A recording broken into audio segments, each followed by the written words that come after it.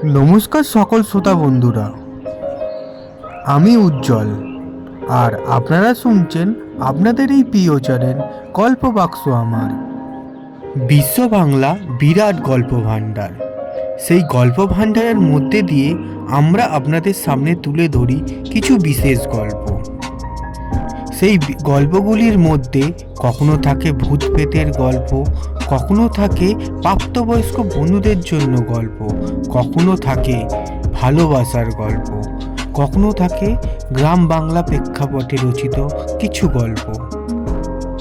এই সকল গল্পগুলিকে শুনতে আমাদের এই চ্যানেলটিকে অবশ্যই সাবস্ক্রাইব করে বেল নোটিফিকেশানটিকে অল করে দিন, যাতে আমাদের গল্প দেওয়ার সাথে সাথে আপনাদের কাছে গল্পগুলি পৌঁছে যেতে পারে।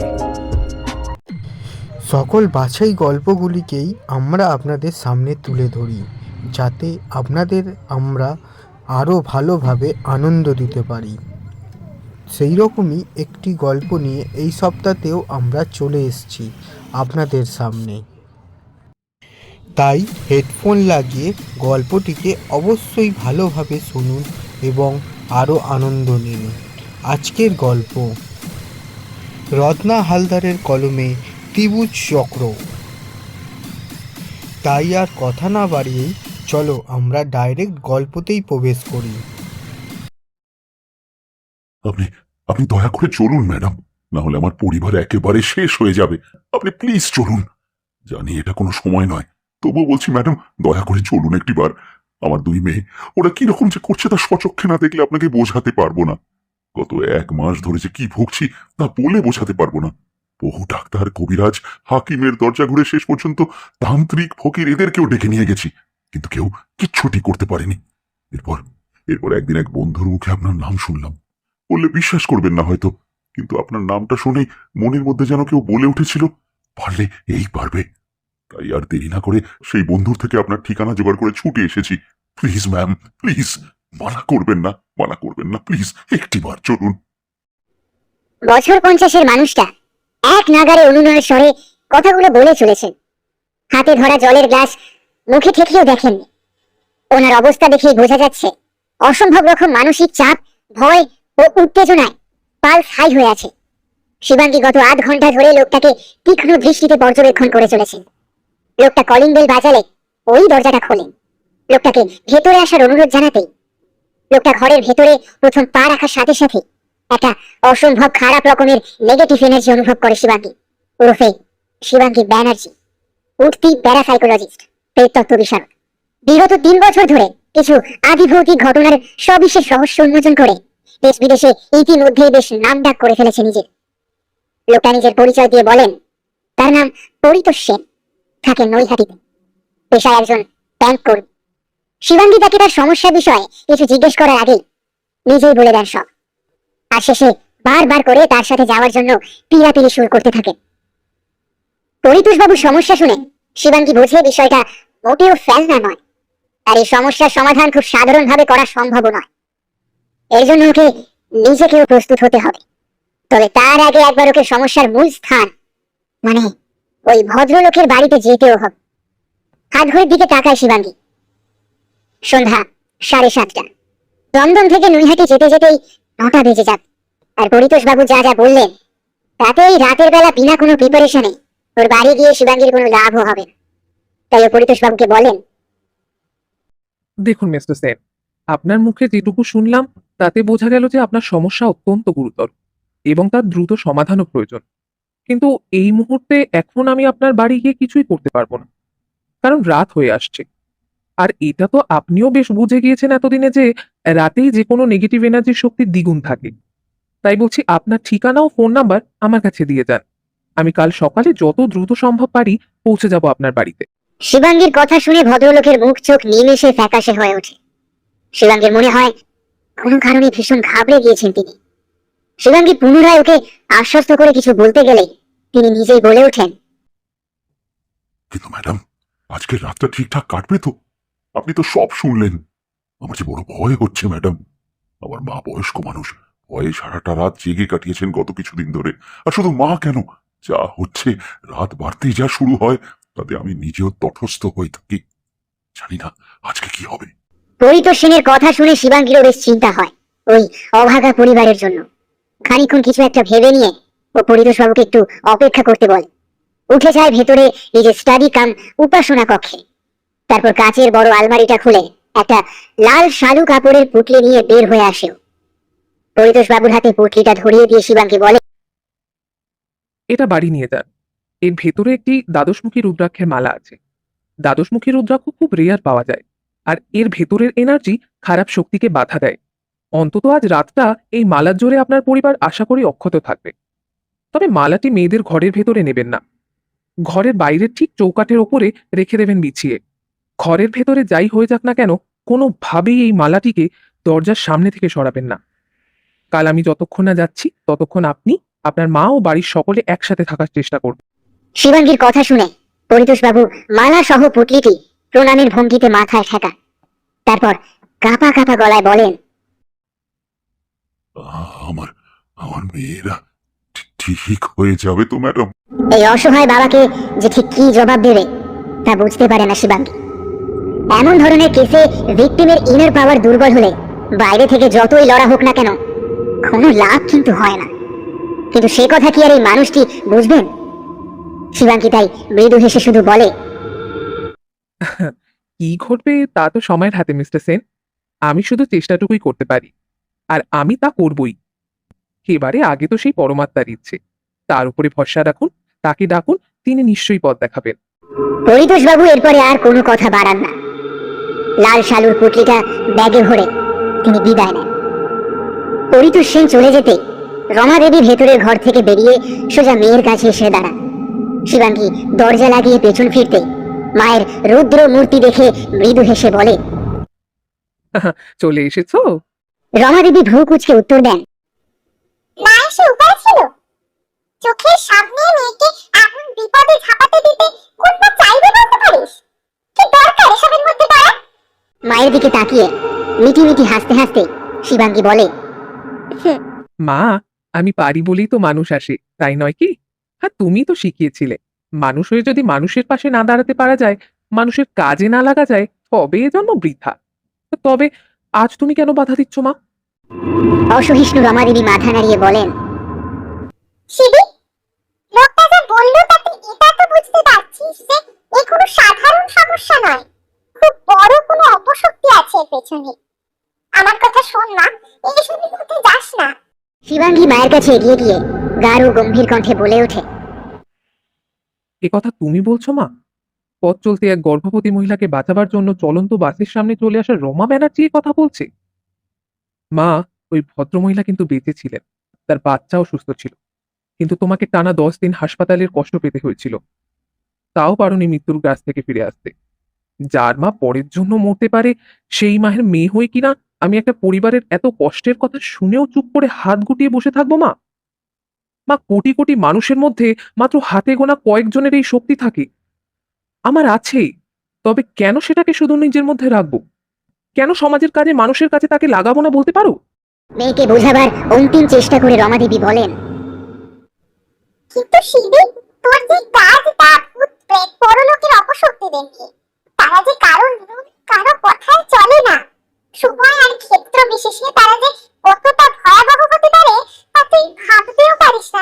এবারে কিন্তু শিবাঙ্গী আর সিরিয়াস হয়ে থাকতে পারে না। ফিচেল হেসে বলে, তা মা, তুমিও কিন্তু ওই পরলোকের বাসিন্দাদেরই একজন এখন। তারা কি তাদের সম্পর্কে তোমার এমন মতামত শুনলে খুশি হবে বলো তো? বলেই দুপাটি দাঁত বের করে হেসে ফেলে শিবাঙ্গী। রমা দেবীর সূক্ষ্ম দেহ মেঝের থেকে খানিকটা উপরে হাওয়ায় ভাসমান অবস্থায় মেয়ের দিকে তেড়ে এসে থেমে যায়। তার মুখেই হাসি মেশানো কপট রাগ ফুটে ওঠে। নকল গাম্ভীর্য বজায় রেখেই মেয়েকে বলেন, একটা আস্ত ফাজিল মেয়ে হয়েছে আমার, সত্যি। তারপর হঠাৎ পেছন ফিরে বললেন, যা গিয়ে তোর বাবাকে রাতের প্রেশারের ওষুধটার কথা মনে করিয়ে দে। যা ভুলো মানুষ, চিরকাল মনে না করিয়ে দিলে তার কোনো কিছুই নিজে থেকে মনে পড়ে না। উফ, মরেও শান্তি নেই আমার। এই বাপ মেয়ের সংসারেই আমায় বাধা পড়ে থাকে। শিবাঙ্গী দেখে কথাগুলো বলতে বলতে ওর মায়ের দেহখানা হঠাৎ কাঁপতে কাঁপতে হাওয়ায় মিলিয়ে গেল, যেন ধোঁয়ার তৈরি একটা অবয়ব হালকা হতে হতে মিশে গেল বাতাসে। এই দৃশ্য শিবাঙ্গীর কাছে নতুন কিছুই নয়। গত মাস 8 আগে এক সন্ধ্যায় পুজোর বাজার করে ফেরার সময় রথীন দত্ত স্ট্রিটের সামনে চৌরাস্তার মোড়ের মাথায় ঝড়ের বেগে ধেয়ে আসছিল একটা হাওড়াগামী বাস। অফিস ফেরত একজন ভদ্রমহিলা, সম্ভবত 6 মাসের ভরা পেট নিয়ে, তখন রাস্তার পাশে অটোর জন্য দাঁড়িয়েছিলেন। রাস্তার উল্টো দিকে একটা ফাঁকা অটো দেখতে পেয়ে হাতের ইশারায় থামতে বলে ভদ্রমহিলা রাস্তা পার করতে এগোন। কিন্তু ঘাতক বাস তখন আর মাত্র ঠিক হাত 6 দূরত্বে। কয়েক সেকেন্ডের মধ্যে একসাথে দুটো প্রাণ চলে যাওয়ার সম্ভাবনা দেখতে পেয়ে রমাদেবী লাফিয়ে পড়েন চলমান বাসের সামনে। প্রেগনেন্ট মহিলাটিকে হাত চেপে ধরে সরিয়ে নেন রমাদেবী, কিন্তু পারেন না নিজেকে বাঁচাতে। বাসের ড্রাইভার যদিও ব্রেক কষেছিল, কিন্তু ততক্ষণে রমাদেবীর অর্ধেক দেহ বাসের ডান দিকের চাকার নিচে চলে গিয়েছে। এমন একটা দুর্ঘটনায় হইচই পড়ে যায় মুহূর্তে। আশেপাশের লোকজন বাস ঘেরাও করলেও ড্রাইভার সুযোগ বুঝে ঠিক চম্পট দেয়। উত্তেজিত জনতা বাসের যাত্রী নামিয়ে তাতে আগুন ধরায়, প্রতিবাদে রাস্তা বন্ধ করে রাখে। কয়েকজন সদয় মানুষ অ্যাম্বুলেন্স ডাকেন, পুলিশে খবর দেন। পুলিশি তৎপরতায় রমাদেবীর পিষে যাওয়া দেহটাকে নিয়ে যাওয়া হয় বেলফোর্স নার্সিং হোমে। টানা 6 ঘন্টার মেজর অপারেশন হয়। কোমর থেকে পা পর্যন্ত পুরোটাই বাদ যায়। ডাক্তারদের আশা ছিল হয়তো অর্ধদেহ নিয়েও রমাদেবী টিকে যাবেন, কিন্তু বাকি দেহেও পচন ধরে। একটানা 4 দিন প্রায় কোমায় আর ভেন্টিলেশনে থেকে অবশেষে এক রবিবার সকালে রমাদেবী পৃথিবীর মায়া কাটান। তবে পৃথিবীর মায়া কাটালেও পরিবার আর সংসারের মায়া তার কাটেনি। তার নশ্বর দেহ তার ইলেকট্রিক চুল্লির আগুনে পুড়ে ছাই হলেও অবিনশ্বর আত্মা তার থেকে যায় নিজের পরিচিত পরিজনদের মাঝে। আর এমনি এক নিশীথ রাতে ধোঁয়ায় কুণ্ডলি পাকানো শরীরে দেখা দেন নিজের আদরের শিবিকে। মাকে হারিয়ে শিবাঙ্গী তখন ভেঙে পড়েছে একেবারে।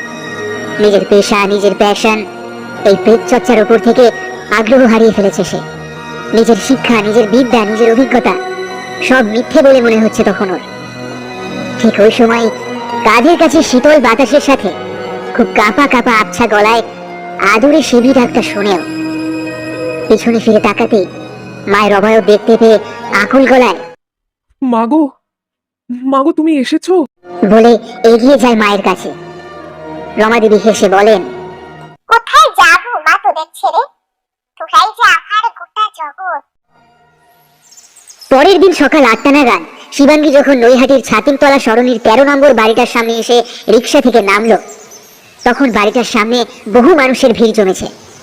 মানুষগুলো প্রত্যেকেই ভীষণ কোনো ভয়ে তটস্থ হয়ে রয়েছে বলেই মনে হলো শিবাঙ্গীর। এত লোকজনের একত্র উপস্থিতি ওকে বুঝিয়ে দিল যে নিশ্চিতভাবে এই বাড়িতে কোনো বড় অঘটন ঘটেছে। একথা মনে হতেই গত সন্ধ্যায় প্রৌঢ় পরিতোষবাবুর বিবর্ণ মুখ ও কাতর অনুরোধের কথা মনে পড়ে গেল ওর। সাথে সাথেই এক অজানা অপরাধ বোধ এসে গ্রাস করলো ওকে। কিন্তু সেই সাথে এই প্রশ্ন মনে জাগলো যে ধাতুষমুখী রুদ্রাক্ষের মালার তেজকে পরাভূত করা মুখের কথা নয়। সেই তেজ ও শক্তিকে অতিক্রম করে কি এমন অশুভ হয়ে থাকতে পারে সেই পরিবারের সদস্যদের সাথে? উত্তর পেতে হলে বাড়ির ভেতরে না গিয়ে উপায় নেই। তাই নারী পুরুষের ভিড় ঠেলে শিবাঙ্গী এগিয়ে গেল মোরগ ঝুটি ফুলের লতা পাতায় মোড়া কাঠের গেটটার দিকে। বলা বাহুল্য, নিজেদের মধ্যে হঠাৎ এমন অচেনা অল্প বয়সী লং স্কার্ট পরিহিত স্লিং ব্যাগ ও সানগ্লাসধারী মেয়েটির আবির্ভাব দেখে উপস্থিত সকলেরই ভ্রুযুগল কুঁচকে উপরে উঠে যায়। শুরু হয় শিবাঙ্গীকে নিয়ে জল্পনা কল্পনা। এসব যদিও শিবাঙ্গীর কাছে নতুন বিষয় নয়। ওর বয়স ও পেশা সবসময় সাধারণ মানুষের কাছে একটা বিস্ময়ের ব্যাপার, আর তা হওয়াটাই তো স্বাভাবিক। একটা বছর 25-এর মেয়ে যেখানে বন্ধুদের নিয়ে চিল করবে, মুভি, শ্যালো অথবা বিউটি প্রোডাক্ট নিয়ে আলোচনা করবে, বয়ফ্রেন্ডের সাথে মিষ্টি প্রেমের বকম বকম করবে, অথবা কেরিয়ার গড়ার জন্য মাথার ঘাম পায়ে ফেলবে, সেই বয়সে ও রাশি রাশি বিভিন্ন ধর্মের প্রাচীন পুঁথি আর পরপারের বাসিন্দাদের সাথে যোগাযোগ তৈরি করে চলেছে। এটা কি এত সহজে সাধারণের বোধগম্য হয়? তাই শিবাঙ্গী ব্যানার্জিকে নিয়ে পরিচিত আত্মীয় বা অনাত্মীয় মহলেও বিশেষ কৌতূহল আর আলোচনার শেষ নেই। যাই হোক, এসব নিয়ে শিবাঙ্গী এত মাথা ঘামায় না, আজও ঘামালো না। কাঠের গেটটা হালকা হাতে ঠেলে ছিমছাম একতলা বাড়িটার চৌহদ্দির ভেতরে পা রাখেও। আর সাথে সাথে একটা তীব্র মারাত্মক শক্তির উপস্থিতি ওর অন্তরাত্মাকে কাঁপিয়ে তোলে। সেই সাথে এক অতি বৈশাচিক গন্ধ নাকে এসে লাগে ওর। মনে হয় যেন শত শত মৃতদেহে একসাথে পচন ধরেছে। শিবাঙ্গী এগিয়ে চলে বাড়িটার ভেতরের দিকে। কালো কোলাপসিবল গেটে ভেতর থেকে তালা মারা রয়েছে দেখে বাদিকের দেওয়ালে লাগানো কলিং বেলটায় হাত রেখে চাপ দেয়। দুইবার এক নাগারে বেল বাজতেই বারান্দার দরজা খুলে একটা কালো ছায়া যেন বের হয়ে আসে বাইরে। শিবাঙ্গী চোখ কুচকে ভালো করে দেখতেই বোঝেন কালো ছায়া নয়, একজন জলজ্যান্ত মানুষ। আর তিনি হলেন গতকাল রাতের প্রৌঢ় পরিতোষ সেন। শিবাঙ্গী ওকে কিছু বলতে যায়, কিন্তু তার আগেই তিনি দ্রুত গেটের তালা খুলে ওর সামনে এসে বলেন, ম্যাডাম, অনর্থ যে ঘটে গিয়েছে ম্যাডাম, এত কিছুর পরেও যে শেষ রক্ষা হলো না। বলেই কেঁদে ফেলেন পরিতোষবাবু। লোকটার অসহায়তা দেখে শিবাঙ্গী মুষড়ে পড়ে। তাড়াতাড়িও জিজ্ঞেস করে, কিন্তু মিস্টার সেন, রুদ্রাক্ষের মালাটা ওটা কোথায়?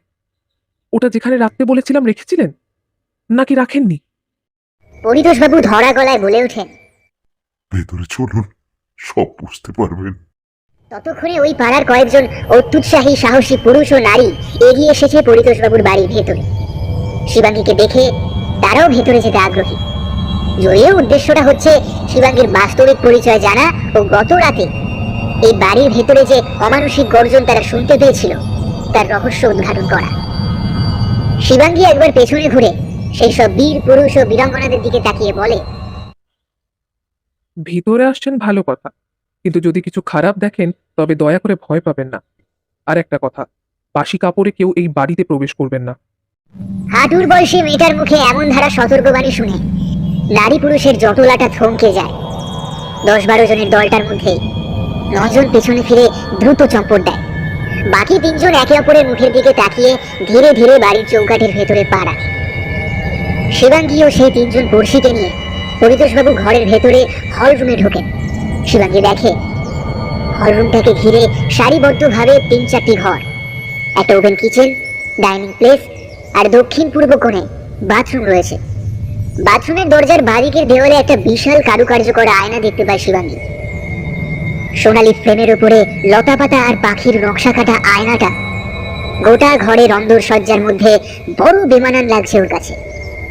ছিমছাম সাদামাটা ঘরের বাকি সব জিনিসের থেকে ওটাই বেশি চোখে পড়ে।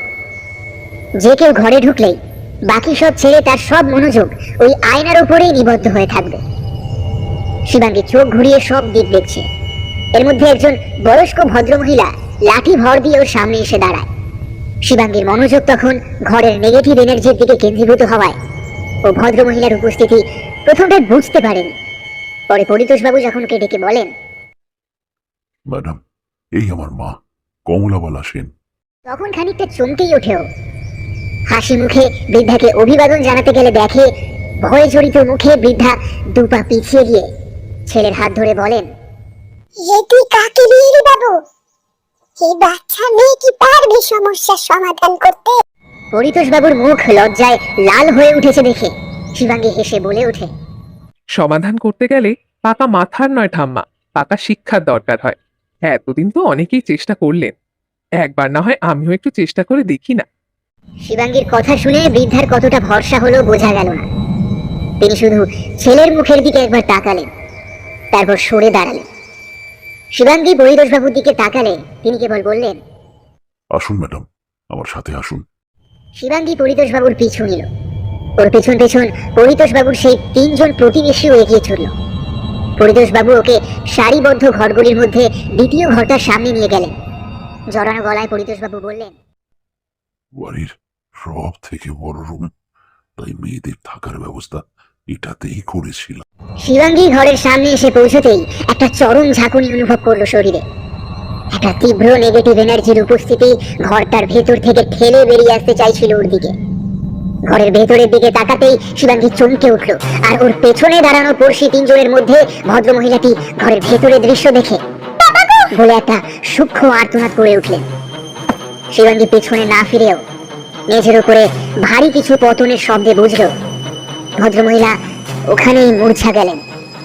বাকি 2 জন পুরুষদের মধ্যে একজন চূড়ান্ত ভয় পেয়ে ঊর্ধ্বশ্বাসে পলায়ন করলেন, আর আরেকজন ভয়ে বিস্ময়ে কিংকর্তব্য বিমূঢ় হয়ে ওখানেই দাঁড়িয়ে রইলেন।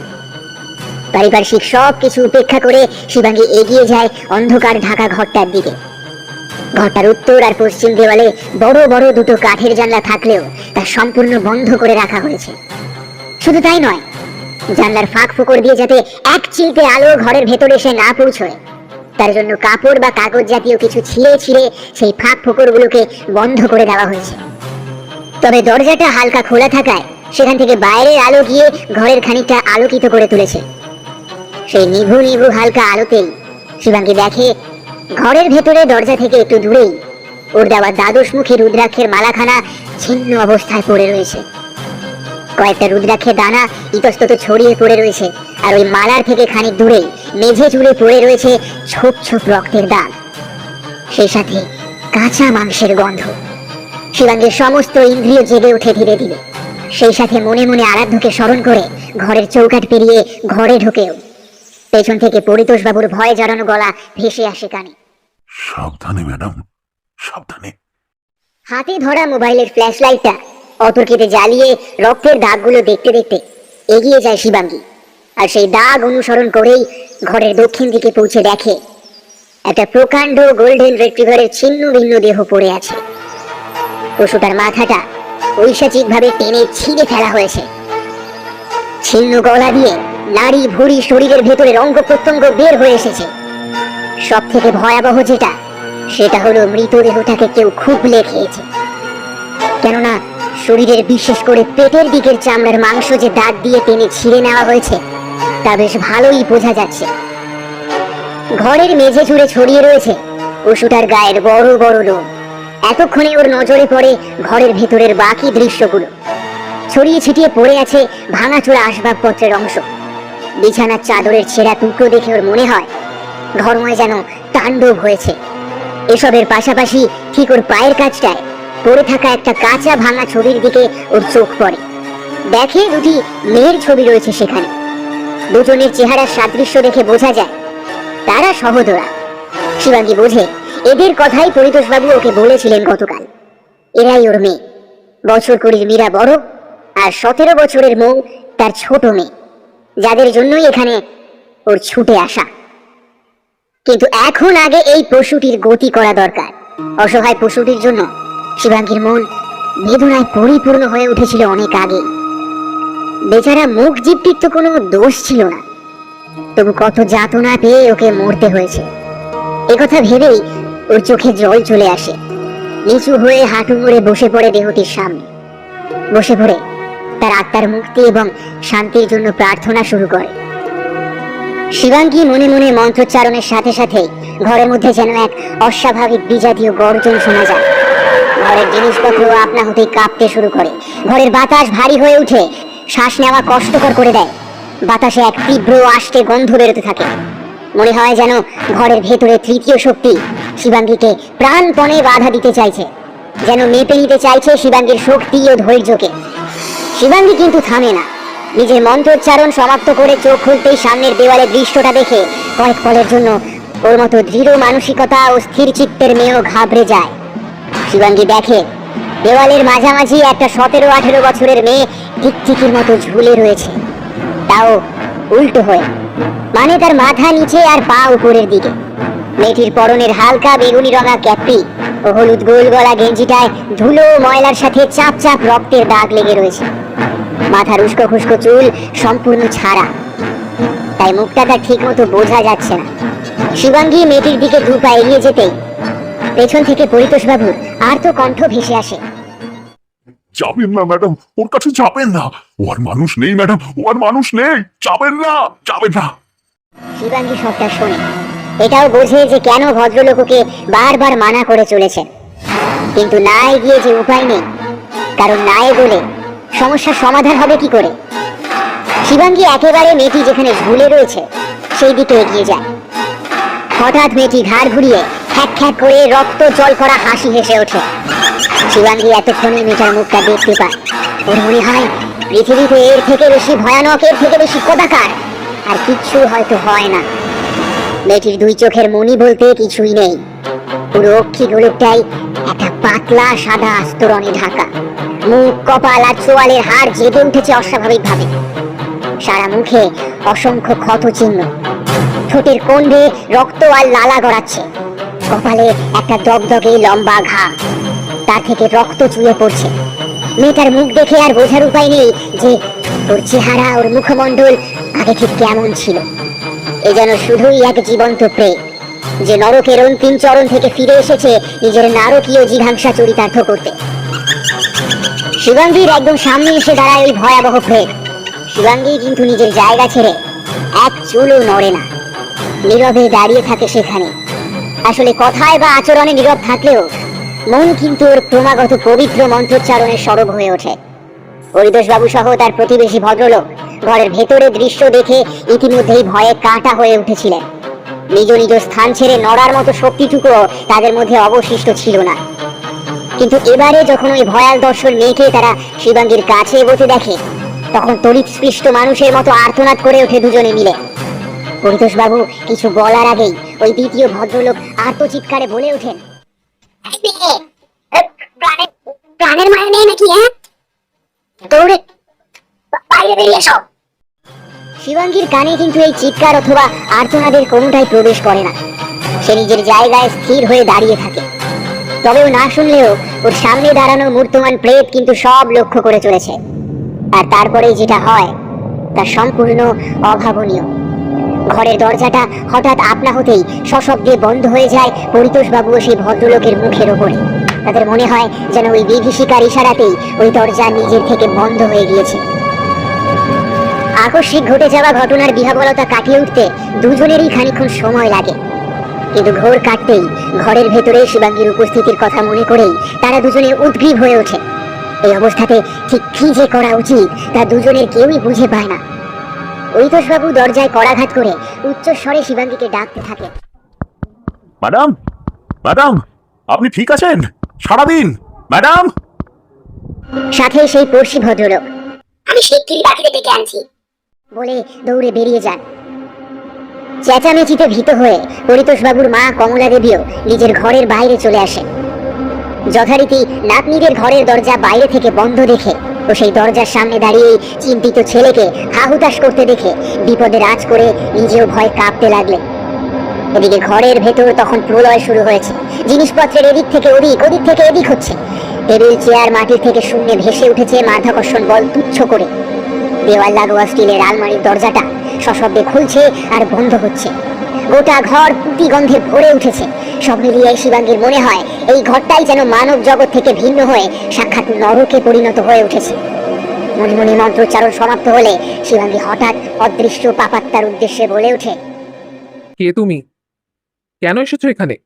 কি চাই তোমার? ওর কথা শেষ না হতেই মৌয়ের দেহ হাওয়ায় একটু একটু করে ভেসে ওঠে। রক্ত লাগা লালচে হলুদ দাঁত বের করে খ্যাক খ্যাক করে সেই আগের মতো হেসে ওঠেও। তারপর বিকৃত গলায় বলে ওঠে, এখানে যখন এসেছিস তখন তো সব জেনেই এসেছিস। কে সেটা তোকে নিজে বের করে নে। এসেছি আর কে যাই বলে দিচ্ছি। শিবাঙ্গী কিছু বলে না, নীরবে ওই প্রেতকে বলার সুযোগ করে দেয়। ও জানে এসব সময় নিজের কথা বলার আগে শোনাটাই মঙ্গল। কারণ নরক থেকে উঠে আসা পাপী প্রেতের দল বহু সময় নিজের মুখেই এমন অনেক কিছু বলে দেয় যা আদপে তার নিজের জন্যই ক্ষতিকর। শিবাঙ্গীকে চুপ থাকতে দেখে ওই প্রেত ধীরে ধীরে নিচে নেমে আসে। তারপর একটু একটু করে শিবাঙ্গীর চারপাশে পাক খেতে থাকে। ও যে শিবাঙ্গীর দেহের চারপাশে তৈরি হওয়া সুরক্ষা চক্রকে ভাঙতে চাইছে তা বুঝেই নিজের হাতে জড়ানো একমুখী রুদ্রাক্ষের মালার দানা ঘোরানো শুরু করে দেয়। ও লক্ষ্য করে ঘরের ভেতরের ওই দুর্গন্ধ আরো প্রবল হয়ে উঠছে। আশেপাশের জিনিসপত্রের তাণ্ডব আরো বেড়ে গিয়েছে। শিবাঙ্গী জানে এমন পরিস্থিতিতে যে কোনো দিক থেকে বিপদ খেয়ে আসতে পারে, তাই ওর সমস্ত ইন্দ্রিয় সজাগ হয়ে থাকে। ওর দেহে বাসা বাঁধা ওই পরলোকের বাসিন্দা খুব মনোযোগ দিয়ে ওকে লক্ষ্য করতে করতেই হঠাৎ আগের মতোই হেরে গলায় বলে ওঠে, সাহস আছে মেয়ে, এরা যে কটা এসেছে সব 5 মিনিটের বেশি ঘরে দাঁড়াবার সাহস পায়। তুই একমাত্র তুই টিকে আছিস এখনো। এমনটা তো হয় না। কে তুই? শিবাঙ্গী 51 পাক ডানায় আঙুল চেপে ধরে বলে, আমি আমি কেউ না। তুমি বলো তো কেন এসেছো এখানে? আর এই পরিবারের থেকে কি চাও তুমি? ওর কথা শুনে থমকে যায় প্রেত। খানিকক্ষণ ওর দিকে এক দৃষ্টে তাকিয়ে হি হি করে হেসে ওঠে। তারপর হঠাৎ হাসি বন্ধ করে গম্ভীর মুখে বলে ওঠে,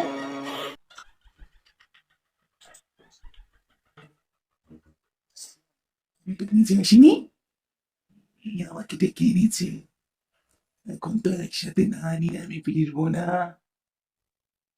কি আমার চাই? 17 বছরের কচি শরীর, প্রাণ শক্তি ভরা। এই শরীর ছেড়ে কোথাও যাব না আমি, কোথাও না। বলতে বলতেই হঠাৎ থেমে যায় মৌয়ের দেহের ভেতরের বাসা বেঁধে থাকা অশরীরী।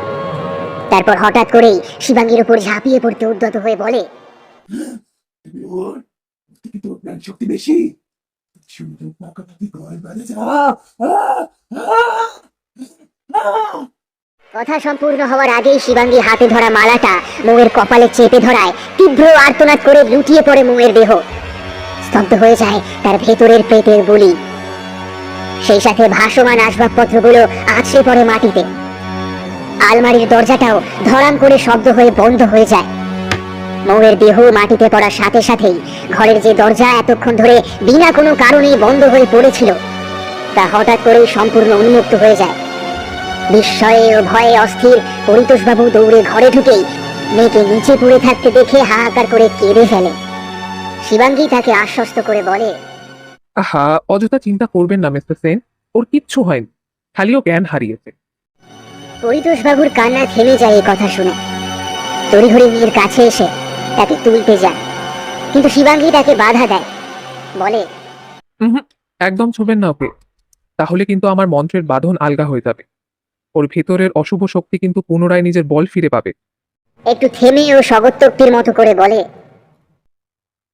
তবে আদৌ ও কতক্ষণ এমন শক্তিহীন থাকবে সে বিষয়ে আমি শিওর না।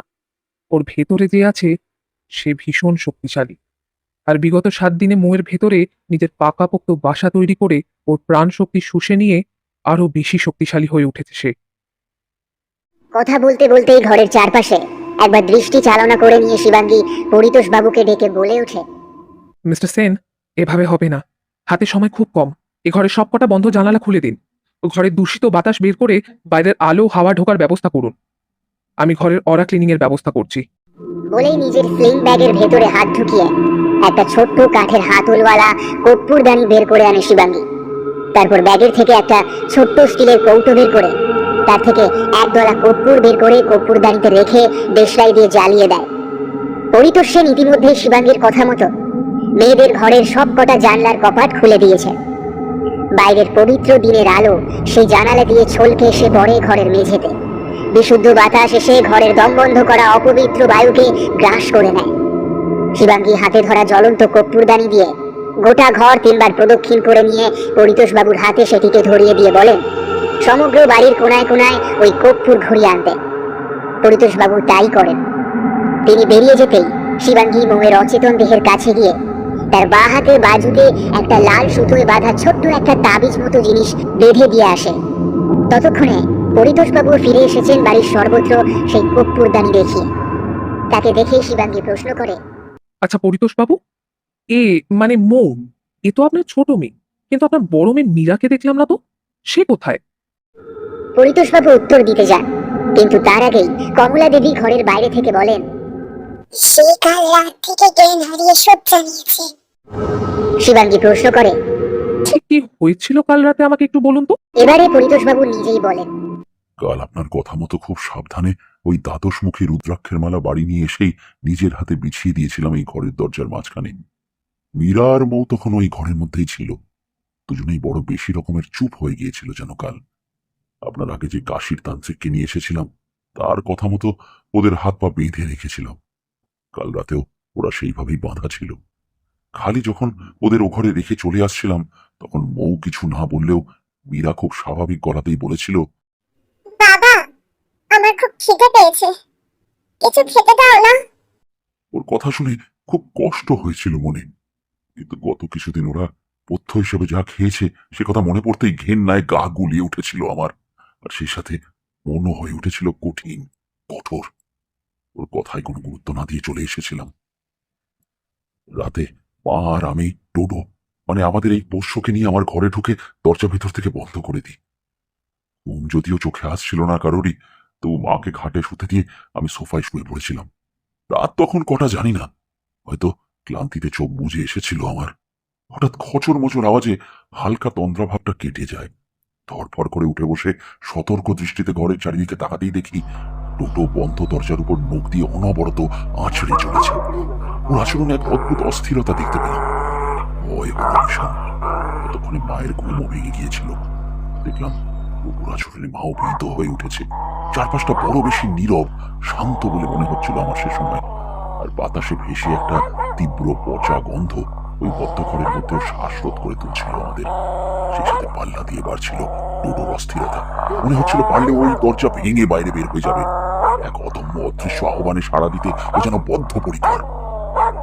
না পেরে ওকে শান্ত করতে তাড়াতাড়ি ওর নাম ধরে বার দুয়েক ডাকতেই ও পিছন ফিরে তাকায়। বললে বিশ্বাস করবেন না ম্যাডাম, ওর সেই চোখের দৃষ্টি যে কতটা ভয়াবহ ছিল, উফ, এখনো মনে করলে হাত পা আমার ঠান্ডা হয়ে আসছে। টোটো যখন 1 মাসের ছিল, তখন এক পেট শপ থেকে নিয়ে এসেছিলাম আমি নিজে।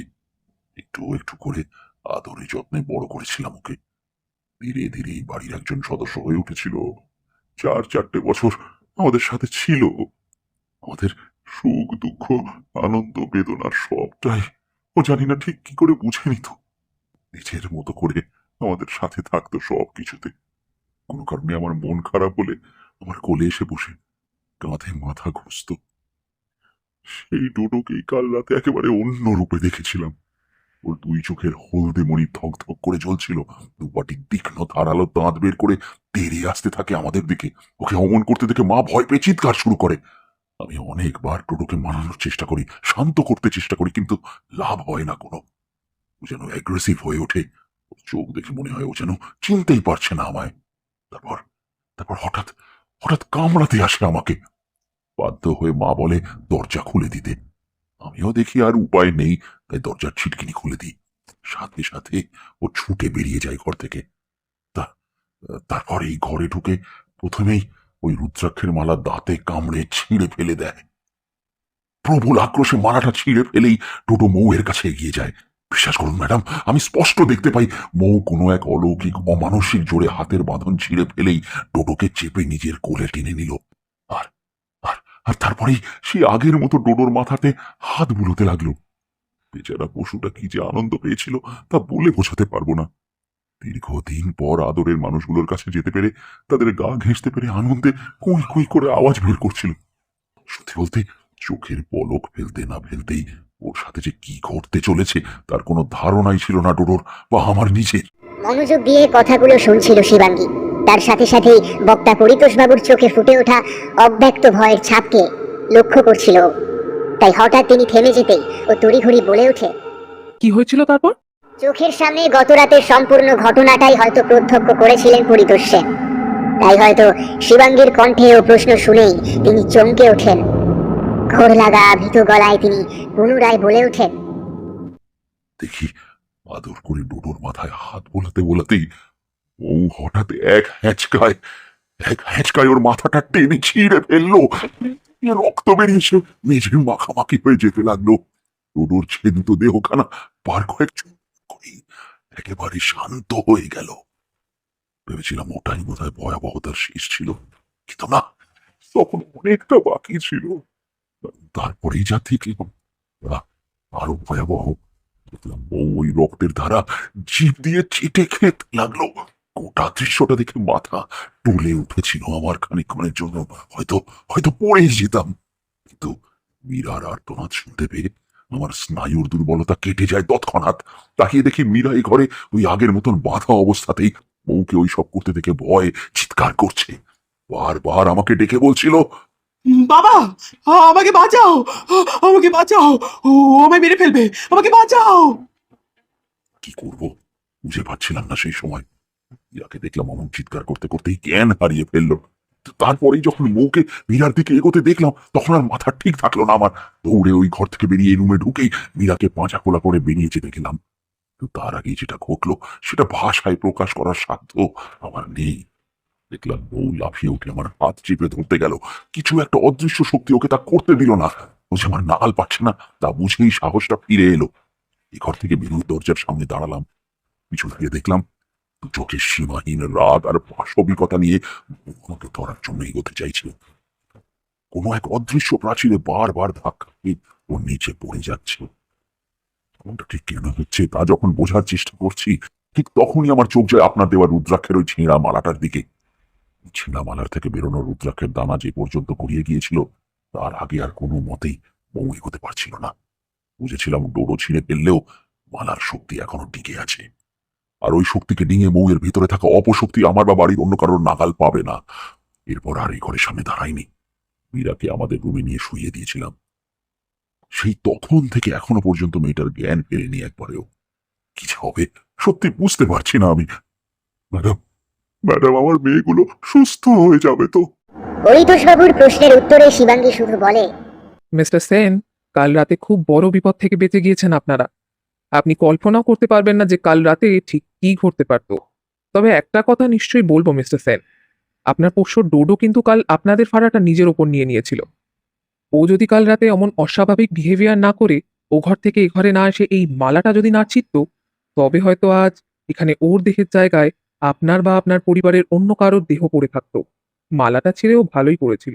শিবাঙ্গীর কথা শুনে পরিতোষবাবু অবাক হয়ে যান। তার ধারণা ছিল মালা ছিঁড়ে যাওয়ায় শিবাঙ্গী হয়তো ক্ষুণ্ণ হবে, কিন্তু তার বদলে ও এই কথা বলায় তিনি বিস্মিত না হয়ে পারলেন না। খানিকটা কুণ্ঠাবোধ নিয়েই বললেন, কিন্তু ম্যাডাম, সামান্য একটা রুদ্রাক্ষের মালার মধ্যে কিভাবে এত ক্ষমতা থাকতে পারে যার জেরে অমন শক্তিকেও আটকানো যায়? শিবাঙ্গী নিচু হয়ে রুদ্রাক্ষের দানাগুলো কুড়িয়ে শালুটায় ভরছিল। তখন পরিতোষ সেনের প্রশ্ন শুনে ওনার দিকে না তাকিয়েই বলল, মালাটা সামান্য হতে পারে, কিন্তু ও যা দিয়ে তৈরি হয়েছে, মানে এই রুদ্রাক্ষগুলো, মোটেই সামান্য নয়। বদ্রীনাথের পথে একটা ছোট্ট গ্রাম আছে ব্রহ্মগিরি নামে। কথিত আছে পুরাকালে স্বয়ং মহাদেব একবার ব্রহ্মাণ্ড ভ্রমণে বেরিয়ে ওই স্থানে এসে বিশ্রামের জন্য থেমেছিলেন। সেই সময় নাকি তার কণ্ঠে ধারণ করা রুদ্রাক্ষের মালা থেকে এক খণ্ড রুদ্রাক্ষ বাতাসের টানে ছিঁড়ে নিচে পড়েছিল, আর তার থেকেই রুদ্রাক্ষ বৃক্ষের অরণ্য তৈরি হয়ে যায় সেখানে, যা আজও স্বমহিমায় বিদ্যমান। এই দ্বাদশমুখী রুদ্রাক্ষের মালার প্রতিটা দানা নাগ পঞ্চমীর শুভ দিনে ওই অরণ্য হতে সংগ্রহ করা হয়েছে। এর গুরুত্ব ও গুণ তাই যে কোনো সাধারণ মালার দ্বিগুণ। আর এই রুদ্রাক্ষের শক্তিতেই কাল আপনারা বেঁচে গিয়েছিলেন। পরিতোষবাবু শিবাঙ্গীর কথাগুলো মন দিয়ে শুনছিলেন। শিবাঙ্গী থামতেই তিনি দুহাত মাথায় তুলে ঈশ্বরের উদ্দেশ্যে প্রণাম জানালেন। শিবাঙ্গী মালার থেকে খুলে পড়া শেষ রুদ্রাক্ষের দানাটা তুলে নিয়ে উঠে দাঁড়িয়ে বলল, পরিতোষবাবু, এই মৃতদেহ আর এই রক্তের ছাপ এক্ষুনি পরিষ্কার করুন। হাতে কিন্তু আমাদের সময় খুব কম। বেলা দুপুরের দিকে এগোতে চলেছে। দিনের আলো যত শেষের দিকে গড়াতে থাকবে, তত এই অপশক্তি নিজের বল ফিরে পাবে। ওর জ্ঞান কিছুক্ষণের মধ্যেই ফিরে আসবে, কিন্তু তার আগে আমাকে ওর এই দুনিয়ায় আগমনের উৎস পথের হদিশ পেতে হবে। শিবাঙ্গীর কথা মতো পরিতোষবাবু ওই ঘরের ভেতর থেকে নিজের পোষ্য ডোডোর মৃতদেহ বাইরে বের করে দেন, পরিষ্কার করে দেন রক্তের দাগগুলো। এদিকে শিবাঙ্গী নিজের ব্যাগ থেকে বের করে আনে পিতলের ছোট্ট একটি ঘটি। তারপরে তার ঢাকনা খুলে তার ভেতর থেকে জল জাতীয় কিছু বের করে আনে নিজের হাতের তালুতে। এরপর গোটা ঘরে তা ছিটিয়ে দিতে থাকে। ঠিক এই সময় ওর চোখ যায় ওই ঘরের পূর্ব আর পশ্চিমের দেওয়ালে লাগানো বিরাট দুটি কাঁচের আয়নার দিকে। তাদের একটি কোনো এক সময় সুসজ্জিত ড্রেসিং টেবিলে লাগানো, আর একটি নিছক কড়ির কাজ করা গৃহসজ্জার উপাদান। তবে দুটোই বেশ বড়। আর সব থেকে আশ্চর্যের যেটা মনে হয় শিবাঙ্গীর, সেটা হলো ঘরের সব কিছু তছনছ হয়ে গেলেও আয়না দুটি সম্পূর্ণ অক্ষত রয়েছে। আয়না দুটিকে দেখে একটা অসম্ভব আশঙ্কার কথা মাথায় এলো শিবাঙ্গী। ও তাড়াতাড়ি ঘরের দরজার সামনে গিয়ে দাঁড়ালো। ঘরের বাইরে চোখ পড়তেই ক্ষণিকের জন্য কেঁপে উঠল ওর শরীর। কারণ যে আশঙ্কাটা ওর মনের কোণে হাজির হয়েছিল, সেটাই তখন সত্য প্রমাণিত হয়েছে। নিজেদের অজান্তে এই বাড়ির সদস্যরা এক চরম অনাকাঙ্ক্ষিত অতিথিকে স্বেচ্ছায় আহ্বান জানিয়ে নিয়ে এসেছে নিজেদের মাঝে। আসলে ঘরের ভেতরের আয়না দুটি এবং বাইরের দক্ষিণ পূর্বের দেওয়ালের লাগানো বাথরুমের পাশে সেই অতিকায় আয়নাটি নিজেদের মধ্যে এক অদৃশ্য ত্রিভুজের আকার সৃষ্টি করে অবস্থান করেছে। মনে মনে যদি দাগ কাটা হয়, তবে দেখা যাবে ঘরের দুটি আয়না নিজেদের মধ্যে সমান্তরালে থেকে কোনাকুনি মিশেছে বাইরের ওই অতিকায় দর্পণের সাথে। তৈরি করেছে গুপ্ত তান্ত্রিকাচারের এক অতি ঘাতক চক্র, ত্রিভুজ চক্র। এই ত্রিভুজ চক্রকে কাজে লাগিয়ে দুষ্ট তান্ত্রিক অঘোরী সাধকের দল পরপারের বাসিন্দাদের মধ্যে এমন কিছু হীন জীবেদের এ জগতে ডেকে নিয়ে আসে যাদের পাপ পুণ্যের কোনো বিচার নেই, নেই দয়া মায়ার বোধ, খালি আছে একমাত্র চিরন্তন এক অনুভূতি, আর তা হলো খিদে ও তৃষ্ণা। শক্ত সামর্থ্য জীবিত মানব দেহে বসতি তৈরি করে তারা সেই খিদে মেটায়। হৃৎপিণ্ড থেকে ধমনীতে প্রবাহিত হওয়া উষ্ণ রক্ত আর টাটকা গরম মাংস তাদের দুর্বলতা। নরকের সব থেকে হীন সেই জীবেরা হিব্রু ধর্মে আসুদন নামে খ্যাত। হিব্রু ধর্মে এদের নির্দিষ্ট কোনো নাম না থাকলেও এরা পিশাচ শ্রেণীর মধ্যেই বিবেচ্য। কিন্তু এখনো শিবাঙ্গীর কাছে সব থেকে বড় প্রশ্ন হলো, এই ভয়াবহ পিশাচ এই বাড়িতে এলো কিভাবে? শিবাঙ্গী যখন উৎসের সন্ধান করছে, ঠিক তখনই ওর একটা প্রশ্ন মাথায় আসলো। ও পরিতোষবাবুকে জিজ্ঞেস করলো, পরিতোষবাবু, আপনার বাড়িতে এই যে 3টে আয়না দেখছি, এগুলোর মধ্যে সব থেকে নতুন কোনটা বলতে পারে? পরিতোষবাবু বললেন, হ্যাঁ, এই যে পশ্চিম দিকের দেওয়ালে টাঙানো আয়নাটা, এটাই সব থেকে নতুন। ও তো নিজেই ওটা গেল শুক্রবার কলেজ ফেরত কিনে নিয়ে এসেছিল বাড়িতে। ওদের কলেজের পাশেই একটা অ্যান্টিক শপ রয়েছে, সেখানেই আয়নাটা দেখে মৌয়ের ভালো লেগে গিয়েছিল, তাই ঘর সাজাবার জন্য নিয়ে এসেছিল। পরিতোষবাবুর কথা শেষ হবার সাথে সাথে শিবাঙ্গী বলে ওঠে, আর ওই দিনই রাত থেকে মৌ আর মীরা পজেস হয়ে গিয়েছিল, তাই তো? মাথা নেড়ে ওর কথায় সম্মতি জানান পরিতোষ সেন। শিবাঙ্গী খানিকক্ষণ কিছু একটা ভেবে নিয়ে বলে ওঠে, মিস্টার সেন, আপনার বড় মেয়ে মীরার জ্ঞান ফিরেছে? ওর সাথে আমাকে এখনই কথা বলতে হবে। পরিতোষবাবু জবাবে বলেন, মীরার জ্ঞান এখনো ফেরেনি, সে এখনো রাতের মতোই অচেতন হয়ে আছে। তাহলে তো হবে না, ওকে জ্ঞান ফেরাতেই হবে। ওর থেকে আমার অনেক কিছু জানার আছে। নিয়ে চলুন আমাকে ওর কাছে। পরিতোষবাবু শিবাঙ্গীকে নিয়ে যান সেই রুমে যেখানে তার বড় মেয়ে মীরা রয়েছে। ঘরে ঢুকতেই শিবাঙ্গী দেখে ছিমছাম ঘরের একটা কোণায় রাখা ছোট খাটের উপর বছর কুড়ির একটা মেয়ে চোখ বুজে পড়ে রয়েছে। ছবিতে দেখা মীরার সাথে মুখের মিল থাকলেও তার চেহারা আগে যতটা সুন্দর ছিল এখন ততটাই কদাকার হয়ে গিয়েছে, একেবারে ভেঙে গিয়েছে শরীর। মুখে আর দেহের আরো অনেক অংশে আঘাতের চিহ্ন স্পষ্ট দেখতে পায় শিবাঙ্গী। মীরার শরীর দুর্বল, আরো এখনো অচেতন থাকলেও ওর সাথে কথা বলাটা অত্যন্ত জরুরি বুঝেই শিবাঙ্গী সেই পিতলের ঘটি থেকে খানিকটা জল কষে নিয়ে ছিটিয়ে দেয় মীরার উপর। আর তখনই যেটা ঘটে সেটা সত্যিই অভাবনীয়, আর এমনটা যে হবেই তা যেন শিবাঙ্গী উপলব্ধি করতেই পেরেছিল। গায়ে জল পড়তেই মীরার শরীরে ফোসকা পড়ে যায়, ঠিক গরম তাওয়ায় জল পড়লে যেমন চটচট করে শব্দ হয় ঠিক তেমন আওয়াজ হতে থাকে। আর যে মীরা এতক্ষণ অজ্ঞান হয়ে নেতিয়ে বিছানায় পড়েছিল, সে এক লাফে উঠে যায় ঘরের ছাদে। ঠিক কিছুক্ষণ আগে মৌ যেভাবে দেওয়ালে উল্টো হয়ে টিকটিকির মতো বিচরণ করছিল, মীরাও ঠিক তেমনটাই করে। মেয়েকে ওই অবস্থায় দেখে ভয়ে চিৎকার করে ওঠেন পরিতোষবাবু। যে মেয়েকে গত রাতে ওই বিভীষিকার হাত থেকে বাঁচাতে ও ঘরের থেকে এখানে রেখেছিলেন, সেই মেয়ের মধ্যেও যে এখনো ওই অপশক্তি পূর্ণ মাত্রায় বজায় রয়েছে তা তিনি কল্পনাও করেননি। কাল রাতে নিজের অজান্তেই যে কত বড় ভুল তিনি করে ফেলেছিলেন তা অনুভব করতেই ভয় তার হাত পা কাঠ হয়ে যায়। রুমের ছাদে সম্পূর্ণ উল্টো হয়ে ঝুলে থাকা মীরা হঠাৎ কিছু বোঝার আগেই লাফিয়ে পড়ে পরিতোষবাবুর উপর। শিবাঙ্গীকে সম্পূর্ণ চমকে দিয়ে ও পরিতোষবাবুর ঘাড় কামড়ে ধরে ঠিক কোনো মাংসাশী পশুর মতো, আর এক কামড়ে ছিঁড়ে আনে এক খাবলা মাংস। যন্ত্রণায় আর্তনাদ করে ওঠেন পরিতোষ সেন। তার ঘাড়ের ক্ষত থেকে তাজা রক্ত ফিনকি দিয়ে বেরিয়ে আসতে থাকে। ঘরময় কাঁচা মাংস আর রক্তের আষ্টে গন্ধ ছড়িয়ে পড়ে। আর তারপরেই যেটা শুরু হয় তার আশা না পরিতোষবাবুর ছিল আর না শিবাঙ্গীর নিজের। যে ঘরে তারা ছিলেন ঠিক তার উল্টো দিকের ঘর, মানে মৌ আর মীরার ঘর থেকে মৌয়ের অচেতন দেহ হঠাৎ ওই উগ্র গন্ধ পেয়ে ছুটে বেরিয়ে আসে আর সোজা এই ঘরে ঢুকে যায়। ওই ঘরে গঙ্গোত্রীর উৎসমুখ থেকে সংগ্রহ করা পবিত্র গঙ্গার জল ছিটিয়ে এসেছিল শিবাঙ্গী।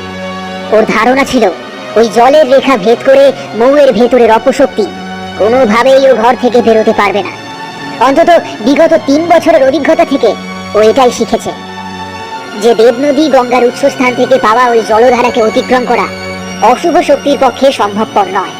কিন্তু আজ এই মাত্র ও যা দেখলো তাকেও তো নস্যাৎ করা যায় না কোনোভাবে। মীরার মুখের কাঁচা মাংস দেখে মৌও ঝাঁপিয়ে পড়তে চায় পরিতোষবাবুর উপরে। তারও তখন ওই মাংসের ভাগ চাই টাটকা তাজা রক্ত। এদিকে অতিরিক্ত রক্তক্ষরণের ফলে পরিতোষবাবু কাহিল হয়ে পড়েছেন। ভয়, যন্ত্রণা আর মেয়েদের নিয়ে দুশ্চিন্তা, এই সব মিলিয়ে অতিরিক্ত মানসিক চাপে তিনি মূর্ছা যেতে বসে। শিবাঙ্গী এতক্ষণ সবটাই শুধু নীরবে দেখছিল। আসলে একের পর এক এমন ভয়াবহ ঘটনা যে এত দ্রুত ঘটে যাবে তা তার ধারণার বাইরে ছিল। কিন্তু এবারে পরিস্থিতি আয়ত্তের বাইরে বেরিয়ে যাওয়ার উপক্রম হলেই সে নিজের সমূর্তি ধারণ করে। ওম ওম ওম ওম। বলে এই পাথরের মেঝেতে পা ঠুকে দাঁড়ায়। হাতের মুদ্রা মুষ্টিবদ্ধভাবে বুকের কাছে জড়ো করে রাখে। সাথে সাথে ওর দেহ হতে এক অতুজ্জ্বল তেজ রশ্মি নির্গত হতে শুরু করে। ব্রহ্মতালুতে জ্বলে ওঠে নীলাভ আলোক শিখা, আর দুই চোখ তার সম্পূর্ণ লাল বর্ণ ধারণ করে। আর শূন্য হতে নেমে আসে একটি কালো কুচকুচে দণ্ড তার হাতে। তার সেই জাগতিক রূপ যে কোনো প্রাণীর বুকে ভয় ধরাতে সক্ষম। সেই মুহূর্তে শিবাঙ্গীকে দেখে ঘরের অপশক্তি বোঝে এ সাক্ষাৎ মৃত্যুর দেবী, নরকের দ্বার রক্ষী, যার কাজ হলো নরক দ্বারের রক্ষা করা, পরলোকগত আত্মা বা বিশেষত দুরাত্মাদের এই জগতে প্রবেশ করতে বাধা প্রদান করা, এবং ভুলবশত যদি কোনো অশুভ আত্মা পরলোকের প্রাচীর ভেঙে ইহলোকে পদার্পণ করেও ফেলে তাহলে তাদেরকে নিজের সঠিক জায়গায় ফেরত পাঠানো। কয়েক হাজার বছর ধরে কিছু বিশেষ কারণে ও বিশেষ তিথি নক্ষত্রের সমাবেশে নরক রক্ষীর জন্ম হয় পৃথিবীতে, কিন্তু তার সে পরিচয় সে নিজে ও তার মা ভিন্ন, দ্বিতীয় কেউ জানতেও পারে না। আয়ুর অষ্টাদশ বর্ষে গিয়ে সে নিজের পরিপূর্ণ শক্তি পেলেও জ্ঞান হবার পরের থেকেই পরপারের জীবেদের সাথে তার একটা যোগাযোগ তৈরি হয়ে যায়। অনেকে আবার নিজের চারপাশে অগণিত মৃত মানুষদের দেখতে পায় শব্দ মৃত আত্মীয় পরিজন বা পরিচিত জনেদের। শিবাঙ্গীও ব্যতিক্রম নয়। জন্মের পর বছর পাঁচেক তার সাধারণ শিশুর মতোই ছিল, কিন্তু 5 বছর অতিক্রম করার পর থেকে নিজের চারপাশে প্রায় সব সময় অদ্ভুত অদ্ভুত সব আওয়াজ, ফিসফাস কথা বলার ধ্বনি সে শুনতে শুরু করে। অজানা অচেনা বহু মানুষ ওর চোখের সামনে ফুটে উঠত, আবার আপনা হতেই হাওয়ায় মিলিয়ে যেত। শিবাঙ্গী তার মাকে জানাতো এসব।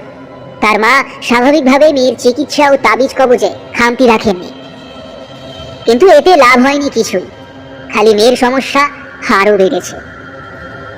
শিবাঙ্গীর বাবা এসব নিছকই মেয়ের অল্প বয়সের ছেলে মানুষই বলে উড়িয়ে দিলেও ওর মা রমাদেবী অনুভব করতেন যে মেয়ে মিথ্যে বলছে না, তার সাথে সত্যিই কিছু অসম্ভব ঘটছে। ধীরে ধীরে শিবাঙ্গী বড় হতে থাকে, তার সমস্যাও বাড়তে থাকে পাল্লা দিয়ে। মৃত মানুষদের সাথে কথোপকথন শুরু হয় তাদের সমস্যার সমাধান করা, পরপারের মুক্তির পথ দেখানো। বলা বাহুল্য, শিবাঙ্গীর বাস্তবিক স্বরূপের পরিচয় পেয়ে পরিতোষ সেনের ঘরে উপস্থিত অনাহুত অতিথিদের ত্রাস জাগে। ইতিপূর্বে আসা তান্ত্রিক ও অঘরীদের মতোই শিবাঙ্গীকেও তারা খুব নগণ্য বলে জ্ঞান করছিল, কিন্তু এখন আসল সত্যি জানতে পেরে ভয়ে বিস্ফারিত হয়ে ওঠে তাদের চোখ। নিজেদের স্বৈরাচারিতাকে কায়েম রেখে এই জগতে টিকে থাকার উপায় যে আর তাদের নেই, এই কথা উপলব্ধি করতে পেরে আর্তনাদ করে ওঠে তারা। পরিতোষবাবুকে ছেড়ে তারা নিজেরাই তখন পালাবার পথ খোঁজে, কিন্তু এই বাড়িতে পা দেওয়ার সাথে সাথে এক অদৃশ্য বলয়ের মাঝে এই গোটা বাড়িকে বেঁধে ফেলেছিল শিবাঙ্গী, যাকে অতিক্রম করে এখান থেকে বেরোনো কোনো অতিলৌকিক শক্তির পক্ষে একেবারেই সম্ভব নয়। ফলত দুই পাপাত্মার ক্রন্দন ও জিঘাংসা করা আর্তনাদে এই বাড়ি পরিপূর্ণ হয়ে ওঠে। বাড়ির চৌহদ্দির বাইরে দাঁড়ানো মানুষেরা ওই আর্তনাদ শুনতে পায়। যথারীতি ভয়ে তাদের প্রাণ পাখি খাঁচা ছেড়ে পালাবার উপক্রম হয়। যে যেদিকে পারে দৌড়ে পালিয়ে যায়। পড়শিরা নিজের নিজের বাড়ির দরজা জানলা বন্ধ করে ইষ্ট নাম জপ করতে শুরু করে। শিবাঙ্গী কিন্তু ওই দুই বোনের মর্মবিদারী কান্না শুনে ভ্রমিত হয় না। সে জানে এদের থেকেও খারাপ কিছু এ বাড়িতে রয়েছে, খালি সে এখনো নিজের শক্তি ও স্বরূপ প্রকাশ করেনি। তাই এবারে শিবাঙ্গীর কাজ হলো ওই তৃতীয় অপশক্তির হদিশ পাওয়া। এ কারণেই পুনরায় মেঝেতে পা ঠুকে ও চেঁচিয়ে ওঠে, লুকিয়ে থেকে আর কোনো লাভ নেই আসুদা, বেরিয়ে আয় নিজের থেকে। এরপর যদি আমি তোকে বের করে আনি তবে জেনে রাখিস তোর অস্তিত্ব মিটে যাবে এই ব্রহ্মাণ্ড থেকে। ওর কথা শেষ হতে না হতেই বাইরের বারান্দায় ঠিক এই ঘরের দরজার সামনে একটা ঘনঘোর ছায়া এসে উপস্থিত হয়। ধীরে ধীরে সেই ছায়া একটা পরিপূর্ণ মানব শরীরের রূপ নেয়। তাকে দেখে শিবাঙ্গীর ঠোঁটের কোণে ফুটে ওঠে এক ক্রূর হাসি। হিস হিসে রক্ত জল করা গলায় শিবাঙ্গী বলে ওঠে, আয় আয়। হ্যাঁ, আমি তো আগেই জানতাম, খালি দেখছিলাম যে তুই কতক্ষণ নিজেকে আড়ালে রাখতে পারিস। তোর 3 মাথার মধ্যে তুই তো প্রধান, তাই না? তাই তো বাকি দুটো মাংস আর রক্তের প্রতি লোলুপ হলেও তুই নিজেকে ঠিক সংবরণ করতে পেরেছিস। কিন্তু লাভ যে হলো না আশুদন। এবার যে তোকে তোর আসল জায়গায় ফিরতেই হবে। কালো ধোঁয়ায় গড়া ছায়ামূর্তি ধীরে ধীরে ঘরের চৌকাঠ পেরিয়ে ভেতরে প্রবেশ করে। তার পদস্পর্শের সাথে সাথে ঘরের ভেতরে হঠাৎ করে যেন ঝড় ওঠে।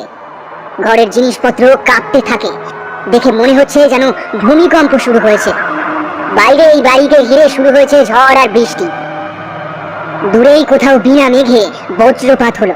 বিদ্যুতের পর পর চড়চড় শব্দে কেঁপে উঠল গোটা বাড়ি। সামনের বাগানের পেয়ারা, বেল, লেবুর গাছগুলো হাওয়ায় দুলতে দুলতে মাটিতে এসে মিশতে লাগলো। এ যেন ধ্বংসের আগের মহাপ্রলয়ের বিভীষিকা। ঘরের 3টি জানলার মধ্যে 2টি বন্ধ থাকায় আলোর উপস্থিতি বিশেষ নেই সেখানে।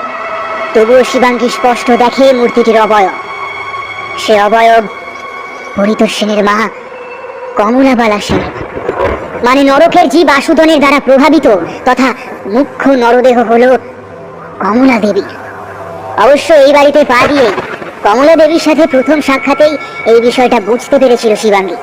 বা বলা ভালো, গতদিন পরিতোষবাবু যখন ওর সাথে দেখা করতে ওর বাড়ি গিয়েছিলেন, তখন ওকে প্রথমবার দেখেই শিবাঙ্গী বুঝেছিল যে ওর সমস্যা অনেকটাই জটিল এবং ওর সাথে যারা রয়েছেন তারা সকলেই কোনো না কোনো অশুভ শক্তির প্রকোপে আক্রান্ত।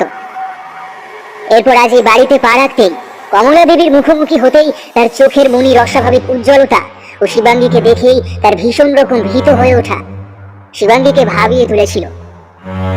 তবে মৌকে দেখে আর ওর দ্বারা আক্রান্ত পোষ্য ডোডো রাত খাওয়া দেহখণ্ড দেখে অশুভ শক্তির বাস্তবিক পরিচয় শিবাঙ্গী পেয়ে যায়। সে সাথে সে এটাও বুঝতে পারে নরকের নিম্নমানের পিশাচ শ্রেণীর অন্তর্ভুক্ত 3 মাথা বিশিষ্ট আশুদনের দেহ এক হলেও তার 3 মাথার 3 রকম চারিত্রিক বৈশিষ্ট্য রয়েছে। মানে আলাদা আলাদা 3 রকমের হীন পাপাত্তা এক দেহে প্রবেশ করে এই আশুদনকে তৈরি করে। আর স্বচ্ছ কাচের বেষ্টনীতে তৈরি ত্রিভুজ চক্রের উন্মুক্ত দ্বার দিয়ে যদি কোনোভাবে আশুদন মানব লোকে প্রবেশ করতে পারে, তবে তার 3 মাথা বিচ্ছিন্ন হয়ে প্রবেশ করে ভিন্ন ভিন্ন মানব দেহে। এদের মধ্যে একজন হয়ে ওঠে একেবারেই হীন পাপী পিশাচ। দ্বিতীয় জনের মধ্যে আশুদনের গুণ থাকলেও তা বিশেষ বিশেষ ক্ষেত্রে সে প্রকাশ করে। আর তৃতীয় তথা অন্তিমজন নিজের ইচ্ছানুযায়ী নিজের রূপ প্রকাশে সক্ষম হয়। বলা বাহুল্য এই তৃতীয় ব্যক্তি হলো আশুদনের 3 মাথার মধ্যে প্রধান বা মুখ্য। আর বর্তমানে সেই মুখ্য মাথার শক্তি নিহিত রয়েছে সত্তরর্ধ কমলাবালা সেনের দেহে। শিবাঙ্গী দেখে এই কয়েক ঘন্টা আগেও যেই দেহকেও বয়সের ভারে নুয়ে থাকতে দেখেছে, সেই দেহই এখন টান টান হয়ে কোনো শক্তিশালী যুবকের ন্যায় সোজা হয়ে ওর সামনে দাঁড়িয়ে রয়েছে। হাতে ধরা কালদণ্ডকে সামনে এগিয়ে ধরে শিবাঙ্গী নিজের চিরাচরিত যোগমুদ্রায় দাঁড়িয়ে মাটিতে সশব্দে দুবার ওই দণ্ড দ্বারা আঘাত করে। সাথে সাথেই অনতি দূরে ঘরের এক কোণে পড়ে থাকা পরিতোষবাবুর অচেতন দেহের চারপাশে এক অতি স্বচ্ছ সুরক্ষা বলয়ের নির্মাণ হয়। শিবাঙ্গীর দিগন্ত বিস্তৃত দৃষ্টি ওকে বুঝিয়ে দেয় মৌ মীরার বেশে থাকা আশুদনের বাকি 2 অংশ এই ঘরে ওর খুব কাছাকাছি রয়েছে। নিকষ আধারে তাদের দেখা পাওয়া সাধারণের দৃষ্টিতে মুশকিল হলেও নরকরক্ষীর কাছে তা সমস্যা নয়। শিবাঙ্গী কয়েক পলের জন্য নিজের 2 চোখ বন্ধ করে নিয়েই খুলে ফেলে। দেখা যায় ওর চোখের মনির স্থানটা একেবারে গায়েব হয়ে গিয়েছে। তার বদলে সেখানে এখন শুধুই নিরেট কালো অন্ধকার। আসলে শুধুমাত্র অন্ধকারই যে পারে অন্ধকারের হদিশ পেতে। শিবাঙ্গী দেখে ওকে 3 দিক থেকে ঘিরে রয়েছে আশুদনের 3 মাথা। প্রত্যেকের চোখে মুখেই ক্রূর হিংসার ছাপ স্পষ্ট, যেন তারা বাগে পেলেই ছিঁড়ে টুকরো টুকরো করে ফেলবে ওকে। কমলা দেবী এতক্ষণের কথা বলে, তবে তার গলা এখন চেনা মুশকিল। এ যেন কোনো বৃদ্ধার অশক্ত কণ্ঠ নয়। তার অভ্যন্তরে বাস করা হিংস্র দানব হয়ে যাওয়া ভঙ্গুর গলায় অনেকটা গর্জনের মতো করে বলে ওঠে, তোকে প্রথম দেখাতেই সন্দেহ হয়েছিল আমার, কিন্তু শত চেষ্টা করেও পারবি না আমাকে ফেরত পাঠাতে। আমি যাব না, যাব না, ওই আগুনের কুণ্ডে আমি যাব না। 27,000 বছর ধরে ওই জায়গায় চলেছি আমি। আর না, আর না, দরকার হলে তোকে মেরে এই দুনিয়ায় থাকবো, রাজত্ব করবো, নরকের আধার থেকে তুলে আনবো। আমার মতো আরো পচা গলা দগ্ধ পীড়িত আত্মাদের। তার কথা শেষ হওয়ার আগেই শিবাঙ্গীর হাতে ধরা লাঠি আছড়ে পড়ে আশুধন রূপী কমলা দেবীর মাথায়। কিন্তু আশ্চর্যের বিষয় হলো যে প্রচন্ড আঘাতে যে কোনো মানুষের মাথা ফেটে দুভাগ হয়ে যাওয়ার কথা, সেই বিভৎস আঘাতে কমলা দেবী শুধু নেতিয়ে পড়লেন মাত্র। তার দেহ মাটিতে পড়ার সাথে সাথে শিবাঙ্গী নিজের কাঁধের ব্যাগ থেকে মুঠো ভরা ব্রহ্মকমলের শুকনো দানা এনে ছড়িয়ে দিল তার উপরে। আর প্রায় সাথে সাথেই মূর্ছিত কমলা দেবীর মুখ থেকে গল গল করে একরাশ কালো ধোঁয়া বেরিয়ে মাটি থেকে হাত সাত উঁচুতে উঠে ভাসতে লাগলো। শিবাঙ্গী ঠোঁটের কোণে বাঁকা হাসি খেলে গেল। ও বলল, আমি থাকতে তোর এই ইচ্ছা পূরণ হওয়ার নয়, আর আমি এত তাড়াতাড়ি মরছি না, তাই তোকে নরকে ফিরতেই হবে। ক্রোধ আর লোভের মতো পাপ থেকে তোর উৎপত্তি, তাই সপ্তম নরকের মহা অগ্নিকুণ্ডে তোকে জ্বলতেই হবে। এর থেকে তোর যে নিষ্কৃতি নেই কোনো। এদিকে আশুধনের বাকি দুই অংশ তখন মরিয়া হয়ে উঠেছে শিবাঙ্গীকে পরাভূত করতে। সেই সাথে তাদের ভয়ও প্রচুর, কারণ চোখের সামনেই নিজের প্রতিনিধিকে শেষ হতে দেখছে তারা। তাই বলা বাহুল্য, তাদের আক্রমণটা এবারে ভয়ানক হবেই। শিবাঙ্গীও সেটা বোঝে, তাই নিজেকে প্রস্তুত করে তোলেও। আর প্রায় তখনই মৌয়ের শরীরে থাকা পাপ শক্তি সক্রিয় হয়ে ওঠে, পেছন থেকে ঝাঁপিয়ে পড়ে শিবাঙ্গীর উপর। ওর যে হাতে কালদণ্ড ধরা, সেই হাতেই কামড় বসাতে চায় সে। কিন্তু প্রতিপক্ষ যেখানে খোদ নরকের দ্বারপাল, সেখানে তাকে বশ করা এতটাও সহজ নয়। অমানবিক শক্তি তখন ঝাঁপিয়ে পড়েছে শিবাঙ্গীর 5 ফুট 5 ইঞ্চির শরীরটার উপরে। বাহাত দিয়ে মৌয়ের ঘাড় চেপে ধরেও তাকে আছড়ে ফেলে মাটিতে। তারপর সেই আগের মতোই কালদণ্ডের এক ঘায়ে তার শরীর থেকেও আশুধনের সবচেয়ে হিংস্র পৈশাচিক সত্তাটাকেও বের করে আনে। আগের মতোই অচেতন মৌয়ের মুখ থেকে কালো ধোয়ার কুণ্ডলি বেরিয়ে সোজা প্রথমটির সাথে মিলে যায়। শিবাঙ্গী আগের মতোই ব্রহ্মকমলের ডানা ছিটিয়ে দেয় মৌয়ের শরীরের ওপরে। অদৃশ্য রক্ষা কবচ তৈরি হয় ওই চেতনাহীন দেহ ঘিরে। এবারে আর একটি মাত্র দেহ বাকি থাকে আশুধনের কবল মুক্ত করার, আর সেটা হলো মীরার দেহ। শিবাঙ্গীর হাতে ধরা কালদণ্ড ফণাধারী নাগের মতো উদ্ধত হয়ে রয়েছে আশুধনের অন্তিম মাথার শক্তিকে পরাভূত করতে। কিন্তু সে কোথায়? খালি চোখের দৃষ্টি দিয়ে তাকে খুঁজে পাওয়া যায় না, কারণ তার পুরোটাই মায়া অথবা ইলিউশন। ত্রিমাথা বিশিষ্ট আশুধনের সব থেকে চতুর আর ধূর্ত মাথা হলো সেটি। কিন্তু তাকে না পেলে যে এই ধূম্রকুণ্ডলী পূর্ণ হবে না, পূর্ণ হবে না আশুধনের অতিলৌকিক দেহের অস্তিত্ব। আর অপূর্ণ দেহে তো নরক জীবকে তার যথাস্থানে প্রেরণ করা যাবে না। শিবাঙ্গী পুনরায় দুই চোখ বুঝে নেয়, নিজের ভেতরের শায়িত মহাজাগতিক শক্তির আহ্বান জানায়। চোখ খুলতেই সেই আগের মতো স্বাভাবিক মানুষের চোখ লুপ্ত হয়ে তার বদলে রক্তাভ দুই চোখ হয়ে ওঠে তার। বাতাসে ভেসে আসা সূক্ষাতি সূক্ষ্ম কটু ঘ্রাণ তার নাসিকাকে সচেতন করে তোলে। ষষ্ঠ ইন্দ্রিয়ের সবকটি একেবারে সজাগ হয়ে যায়। শিবাঙ্গী বোঝে যাকে সে খুঁজছে সে এই ঘরে অথবা এখানে নেই, সে আছে ওই ত্রিভুজ চক্রের মাঝে। তবে শুধু এটুকু হলে কোনো সমস্যা ছিল না, অতি সহজেই তাকে বাগে আনা যেত। কিন্তু আসল ঘটনা হলো যে সে চক্রকে জাগরিত করছে, ভেঙে ফেলতে চাইছে সপ্তম নরকের প্রাচীর। তার উদ্দেশ্য যে কি তা বোঝে শিবাঙ্গী। সে যে সপ্তম নরকের অবশিষ্ট পাপী পিশাচদের দাসত্বের বন্ধন ভেঙে নরলোকে নিয়ে আসতে চায়। তা বুঝতে পেরেই চিন্তার ভাঁজ পড়ে নরক দ্বারের রক্ষীর কপালে। শিবাঙ্গী দ্রুত নিজের কালদণ্ড নিয়ে বেরিয়ে আসে ঘরের বাইরে। আর বেরোতেই দেখে বাড়ির সেই বিশেষ 3 আরশির কোনাকুনি সমন্বয়ে তৈরি হওয়া ত্রিভুজাকার চক্র নিজের বাস্তবিক স্বরূপ নিয়ে ফেলেছে। জ্বলন্ত অঙ্গারে তৈরি সেই চক্রের ঠিক মাঝখানে মেঝে থেকে হাত 3 উঁচুতে শূন্যে ভাসমান অবস্থায় বসে আছে মীরার দেহটা। দুই চোখ বুঝে মনে মনে কিছু একটা বিড়বিড় করছে সে। তার ঘাড়খানা কাত হয়ে আছে একদিকে। শিবাঙ্গী দৌড়ে এগিয়ে যেতে চায় মীরার কাছে, চায় কালদণ্ডের এক ঘায়ে ওর শরীরকে পাপাত্মার কবল মুক্ত করতে। কিন্তু না, পারে না সে। জাগরিত ত্রিভুজ চক্রের ভেতরে পা রাখতে পারে না ও। চক্রের কাছাকাছি যেতেই কোনো এক বিপরীতমুখী শক্তির প্রভাবে ছিটকে যায় ও। 1 বার 2 বার 3 বার, বারবার সেই ঘটনা একইভাবে ঘটতে থাকে ওর সাথে। এদিকে ঘরের পশ্চিম দিকের দেওয়ালে লাগানো আয়নায় স্পষ্ট হয়ে ওঠে বিকৃত চেহারার কিছু অদ্ভুত দর্শন ভয়ালো জীবের দল। অচিরেই ঘরের ভেতরে দুর্গন্ধে ভরা বাতাস আস্তে আস্তে ভারী হয়ে আসতে থাকে। শিবাঙ্গী বোঝে ওই আয়নাতেই চক্রের মুখ তৈরি হয়েছে, খুলে গেছে নরকের প্রাচীর। এবারে শিবাঙ্গী সত্যিই ঘাবড়ে যায়, কারণ এরা যদি কোনোভাবে ওই আয়নার বাইরে পা রাখতে পারে তবে প্রলয় শুরু হবে পৃথিবী জুড়ে, বিনাশ নামবে জগতে, বিশ্ব হবে ধ্বংস। উপায়ন্তরহীন শিবাঙ্গী ভাবতে থাকে চক্রের ভেতরে পা না রেখেও কিভাবে এই চক্রকেও ভাঙতে পারবে। ভাবতে ভাবতেই চোখ যায় বাথরুমের পাশের সেই নকশা কাটা সুদৃশ্য আয়নার দিকে। নিমেষে বিদ্যুতের চমকের ন্যায় চক্র ভাঙার উপায় এসে যায় মাথায়। যদিও এটা শুধুই ওর অনুমান মাত্র, তবু আসন্ন বিপদ থেকে রক্ষা পাওয়ার জন্য এই অনুমান মাত্রকেও অবলম্বন করতে পিছুপা হয় না শিবাঙ্গী। দৌড়ে এগিয়ে যায় ওই নকশা কাটা আয়নাখানার কাছে।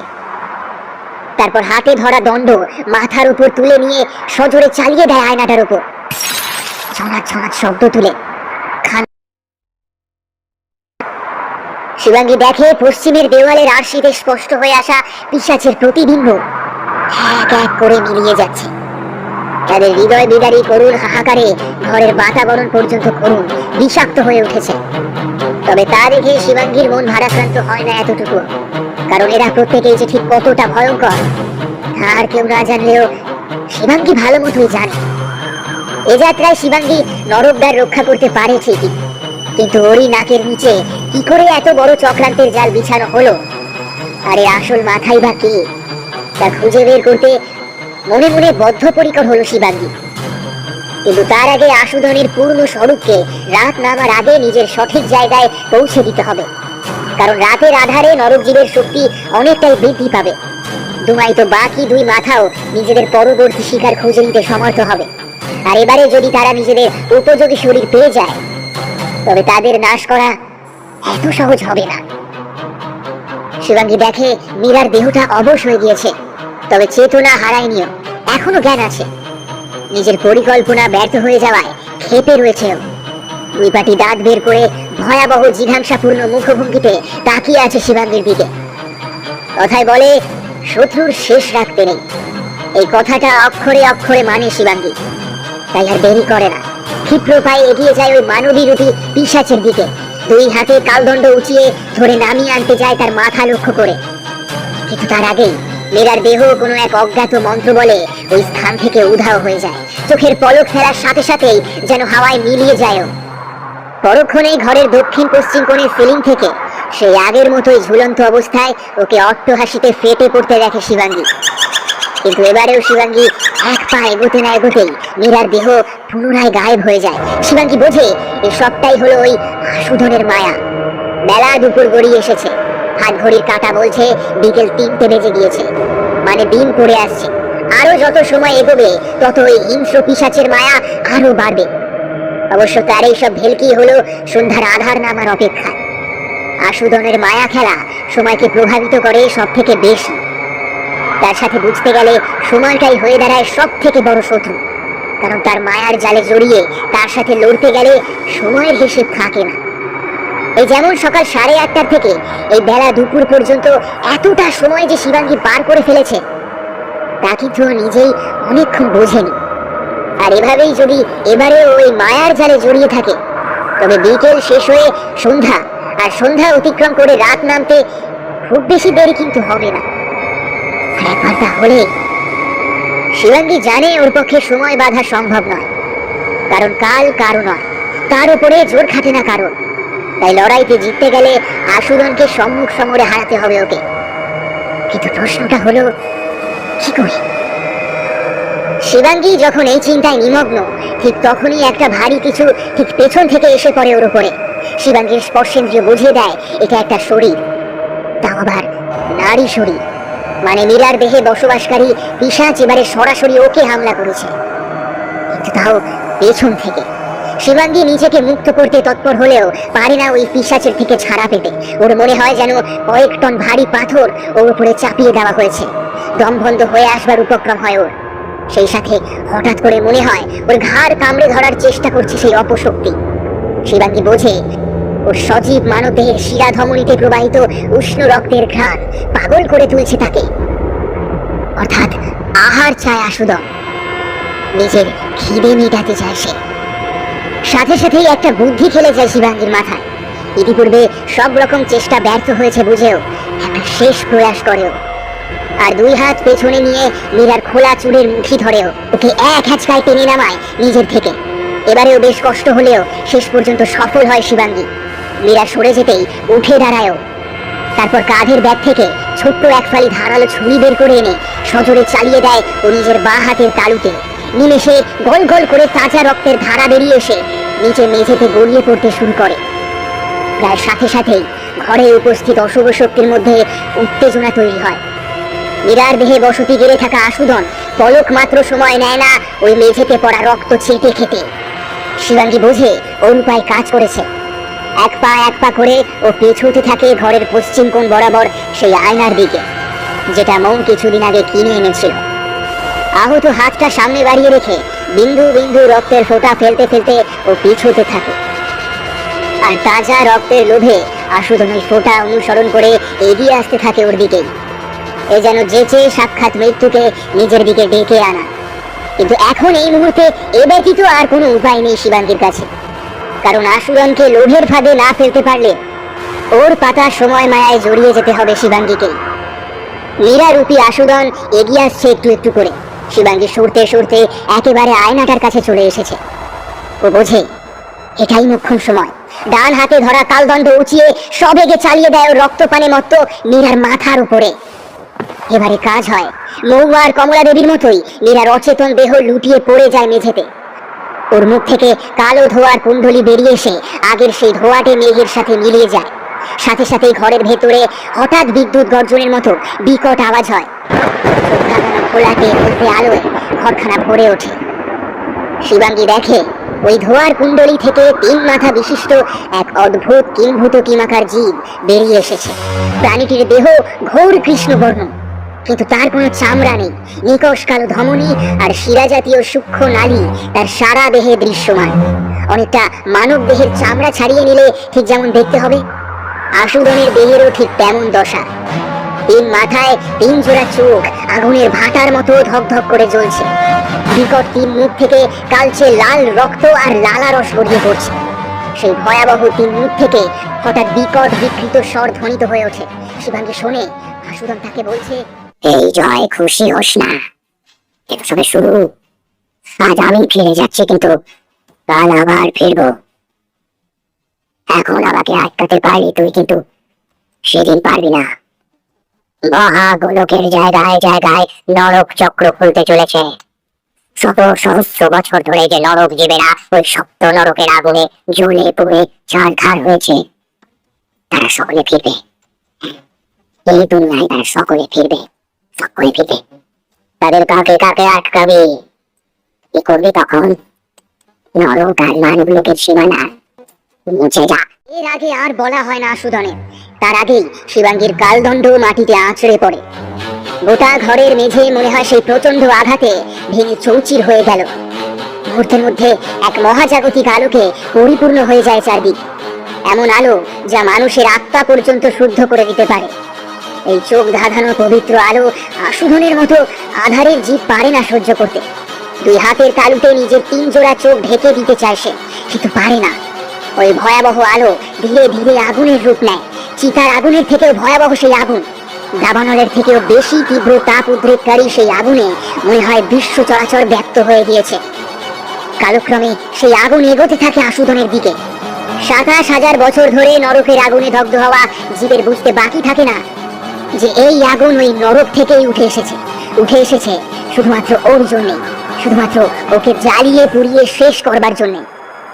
বলা বাহুল্য, এই অনুভূতি আশুধনের সব স্পর্ধা, সব সাহস এক নিমেষে কেড়ে নেয়। শিবাঙ্গীর দিকে তাকিয়ে আকুতির স্বরে সে বলে ওঠে, না না না না, আগুন নয়, তুই রাখ, আমার থেকে দূরে রাখ। আমি পেয়ে যাবো, তার থেকে আমার বাঁচা। গম্ভীর শঙ্খ নিনাদের মতো শিবাঙ্গীর কণ্ঠ এতক্ষণে গুঞ্জে ওঠে। ও বলে, কি করে এসেছিলি তুই এপারে?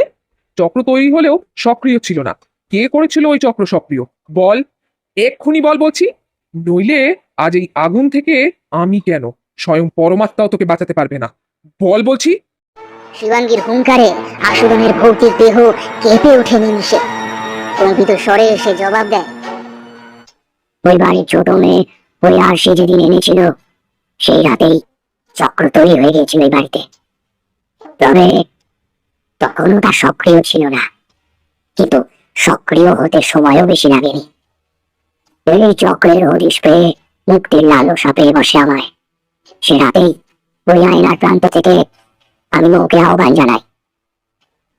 মন্ত্রমোহিতের মতো মেয়েটা রুমের মধ্যে উঠে বসে, হেঁটে আসে আয়নার কাছে। ওর মরা মায়ের কণ্ঠ নিয়ে ওকে বশ করি আমি, শিখিয়ে দিই চক্র খোলার নিয়ম আর মন্ত্র।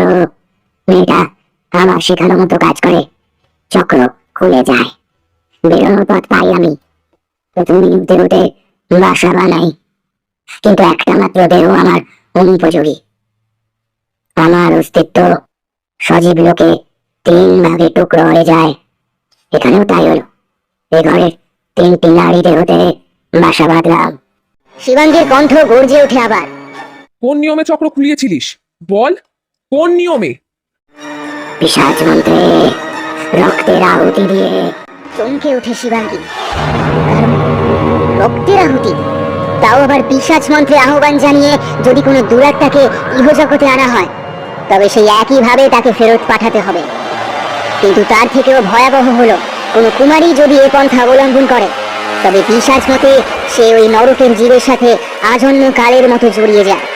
মানে সহজ ভাষায় বললে, মনের যতদিন আয়ু রয়েছে ও আশুধনের পত্নী হয়ে বাঁচবে। কোনোদিন জীবিত পুরুষের সাথে ওর সম্পর্ক তৈরি হওয়া কোনোভাবেই সম্ভব নয়। আর যদি কোনোভাবে ওকে বৈবাহিক বন্ধনে আবদ্ধ করা হয়, তবে ওর বা ওর স্বামীর মৃত্যু একেবারেই অবধারিত। যেই ক্ষণ থেকে ও পজেস হয়ে চক্র খুলেছে, সেই মুহূর্তের থেকে ও আশুধনের হয়ে গিয়েছে। আশুধন বিদায় নিলেও মৌয়ের দেহে মনে ওর দুঃস্বপ্ন ভরা রাতগুলোতে আশুধনের ছায়া থেকে যাবে চিরকাল। ওর অবশিষ্ট আয়ু নরক তুল্য হতে চলেছে। এর থেকে মুক্তি পাওয়ার কোনো উপায় ওর নেই, একমাত্র মৃত্যু ছাড়া। আবার মীরার ক্ষেত্রে কিন্তু এমনটা হবে না, কারণ ও চক্র জাগরিত করেনি, শুধুই আশুধনের বশে এসেছে। কমলা দেবীর ক্ষেত্রেও তাই। কিন্তু পীড়া সব থেকে বেশি পেতে হবে শুধুমাত্র মৌকে। নরক চক্র জাগরিত করার সব থেকে ভয়াবহ ও কার্যকারী উপায় এই পিশাচ মন্ত্রে রক্তের আহুতি। এর ব্যবহার ভয়াবহ আর ফলাফল একেবারে অচূক। আশুধনকে ফেরত পাঠাতে আবারও সেই একই প্রয়োগ করতে হবে, তা শিবাঙ্গী জানে। তাই আর দেরি করে না। ঘরের বাইরের বাথরুমের পাশের সেই আয়নাটা শিবাঙ্গী আগেই ভেঙে ফেলেছিল চক্র ভাঙার জন্য। তাই চক্র আবার নতুন করে গড়তে হবে। শিবাঙ্গী নিজের ব্যাগ থেকে ছোট্ট মিররটা বের করে এনে ঘরের আরেক দিকে বাকি 2 আয়নার সাথে ত্রিকোণা অবস্থায় রেখে দেয়, যাতে ত্রিভুজাকার চক্র পুনরায় তৈরি হতে পারে। এরপর বিড়বিড় করে মন্ত্রপাঠ করে আশুধনের দেহের চারপাশে কালো তিলের দানা ছড়িয়ে দিয়ে গোলাকার গণ্ডি বেঁধে দেয়। তারপর মৌয়ের অচেতন দেহকে নিরাবরণ করে তুলে এনে আয়নার সামনে রেখে দেয়। ভালো করে তাকিয়ে দেখে মেয়েটার পেটের নাভিমূলের একটু ওপরে একটা টাটকা ক্ষত চিহ্ন রয়েছে। ওই ক্ষত নিঃসৃত রক্তেই যে মৌ সেদিন আহুতি দিয়েছিল তা বুঝতে অসুবিধা হয় না শিবাঙ্গীর। 2 হাতে মৌয়ের কাঁধ ধরে তুলে বসিয়ে দিয়ে শিবাঙ্গী পিশাচ মন্ত্র পাঠ শুরু করে। কিছুক্ষণের মধ্যেই চক্র জাগরিত হয়।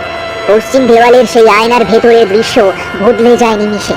ঘরের প্রতিচ্ছায়া হারিয়ে গিয়ে সেই স্থানে নেমে আসে ঘন ঘোর আধার, পাথরে কাটা ভরা জমি আর কালচে লাল রক্ত নদীর স্রোতের চিত্র ভেসে ওঠে সেই আয়নায়। সাধারণ মানুষের কাছে এই দৃশ্য ভয় উদ্রেককারী, কারণ এ হলো নরকের বাস্তবিক চিত্র। তার আকাশ আগুন বরণ, মাটি তাল তাল পচা গলা মাংসে কর্দমাক্ত, কোথাও কোথাও পাথরে কাটা পরিপূর্ণ। পাপীর অন্তরাত্মা কেঁপে উঠবে এই স্থানের একবার মাত্র দর্শনে। এখানেই মানুষের সকল অস্তিত্বের, সকল গর্ভের সমাপ্তি ঘটে। এটাই সত্য, আর বাকি সব মিথ্যা। নরকের প্রতিচ্ছবি আয়নায় ফুটে উঠতে দেখে শিবাঙ্গী মৌয়ের পেটের ক্ষতস্থানে চাপ দেয়।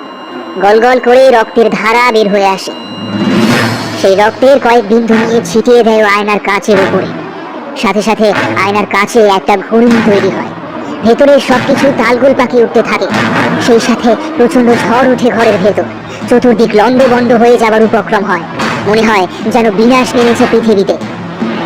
এক অদৃশ্য অমানবিক টানে আশুধনের দেহ ওই আয়নার দিকে আকর্ষিত হতে থাকে। শিবাঙ্গী দেখে তার দেহ ধীরে ধীরে ক্ষয় হতে হতে ওই আয়নায় মিলিয়ে গেল। মৌকে রেখে শিবাঙ্গী উঠে গিয়ে ওই আয়নাটাও আগের মতোই কালদণ্ডের আঘাতে ভেঙে ফেলল। তারপর দুটি আয়না থেকে ভেঙে বেরোনো সব কটা টুকরো নিয়ে এক জায়গায় রেখে মন্ত্রপুত জল ছড়িয়ে দেয়। ওর কাজ এখনকার মতো সমাপ্ত হয়। জানলার বাইরে তাকিয়ে দেখে মেঘমুক্ত পরিষ্কার আকাশে লালচে গোলাপি আভা ধরেছে। দিনের অবসান হতে আর বেশি বাকি নেই। হাত ঘড়ির দিকে চোখ চলে যায় স্বাভাবিকভাবেই। দেখে 5:30 বেজে গিয়েছে সেখানে। সময়ের কাঁটা দেখে একটা লম্বা নিঃশ্বাস ফেলে শিবাঙ্গী। ঠোঁটের কোণে ফুটে ওঠে মৃদু হাসির রেখা। নিজের মনেই বলে ওঠে, এবারেও সময়কে ফাঁকি দিতে পেরেছি তাহলে। জানেন ম্যাডাম, আপনাকে প্রথম দেখেই কেন জানি না আমার মনে বিশ্বাস তৈরি হয়েছিল যে আপনিই পারবেন। আপনার দ্বারাই সম্ভব এই বিপদের থেকে আমাদের উদ্ধার করা। সত্যি ম্যাডাম, আপনি মানবী নন, আপনি দেবী, আপনি দেবী। বছর 50-এর মানুষটার মুখে নিজের এহেন প্রশংসা বাক্য শুনে লজ্জায় লাল হয়ে ওঠে শিবাঙ্গী। হয়তো তাদের অতি বড় বিপদকে সে নিজ গুণ আর বিদ্যার জোরে বিদায় করতে পেরেছে। কিন্তু তাই বলে তো আর ও দেবী হওয়ার যোগ্য নয় না। দেবী কেন, ও যে মানবী হিসেবেও গণ্য হওয়ার যোগ্য নয়। ওর বাস্তবিক রূপ যে কতটা ভয়াবহ তা এই মানুষগুলি জানে না। যদি জানতো তবে যে বুঝতো যে অপশক্তির হাত থেকে উদ্ধার হওয়ার জন্য এরা ওকে নিয়ে এসেছে এবং বিপদমুক্ত হতে পেরে ওর প্রশস্তি গাইছে, ও নিজেই তার থেকে কয়েক গুণ বড় অপশক্তি। লজ্জিত কণ্ঠে শিবাঙ্গী বলে ওঠে, এমা, না না পরিতোষবাবু, ও কথা বলে লজ্জা দেবেন না আমায়। আমি নিতান্তই খুব সাধারণ একটা মেয়ে। যা পারি, যেটুকু পারি, তার সবটাই পরমেশ্বরের করুণা। ব্যাস, তার বেশি কিছু নয়।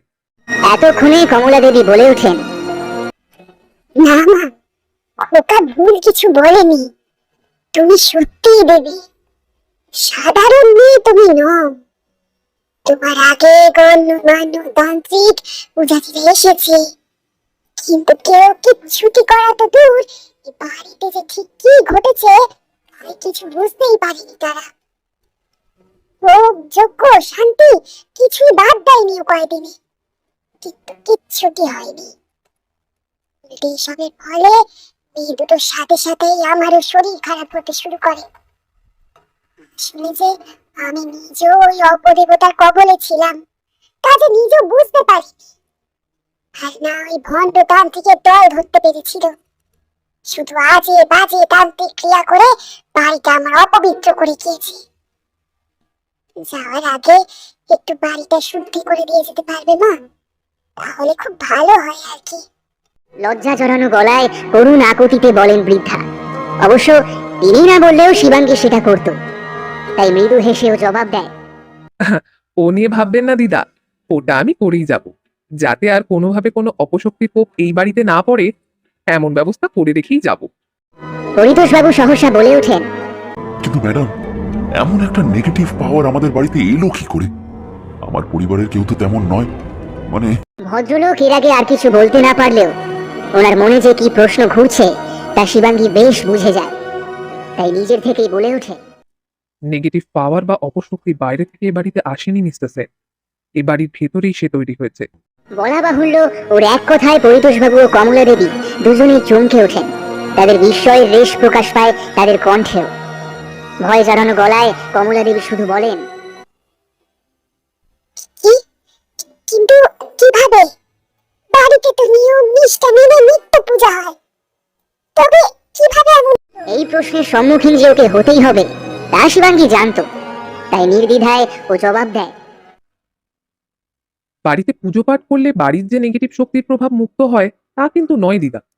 পুজো পাঠ বা মন্ত্রোচ্চারণে মানুষের ভেতরে ঊর্জা বা শক্তি তৈরি হয়, আর এ থেকে মানসিক শান্তি পাওয়া যায়। এর বেশি কিছুই নয়। এ কারণেই দেখবে প্রতিদিন নিয়ম মেনে পুজো করা মানুষটাও হঠাৎ কখনো কোনোভাবে খারাপ শক্তির বশে চলে আসে। আর ভালোর বিপরীতে মন্দ সবসময় ছিল, আছে আর পরে থাকবেও। তাই ঈশ্বরের পাশাপাশি খারাপ শক্তিও এ জগতে থাকে। শুধু প্রভেদটা হলো বহু আরাধনাতেও ভগবানকে পাওয়া যায় না, কিন্তু অপশক্তি অতি সহজেই ধরা দেয়। আর তার জন্য সব থেকে বেশি দায়ী হলো পরিবেশ ও প্রকৃতি এবং সেই স্থানের শক্তি তরঙ্গ বা ভাইব্রেশন। আপনার বাড়িতে সবকিছু ঠিক থাকলেও ঠিক ছিল না শুধু ভেতরের অন্ধসজ্জায় বাস্তু। বাড়ির মধ্যে তেকোনাভাবে 3টে আয়না রেখে দিয়েছিলেন আপনারা, যা এক অতিলৌকিক চক্র খুলে দিয়েছিল। যেখানে বাস্তুশাস্ত্রে এমনিতেই 2টি আয়নাকে মুখোমুখি রাখায় ঘোর নিষেধাজ্ঞা রয়েছে, সেখানে এই বাড়িতে 3টে আয়নার একত্র উপস্থিতিতে বাড়ির পজিটিভ তরঙ্গ নষ্ট হয়ে যায়।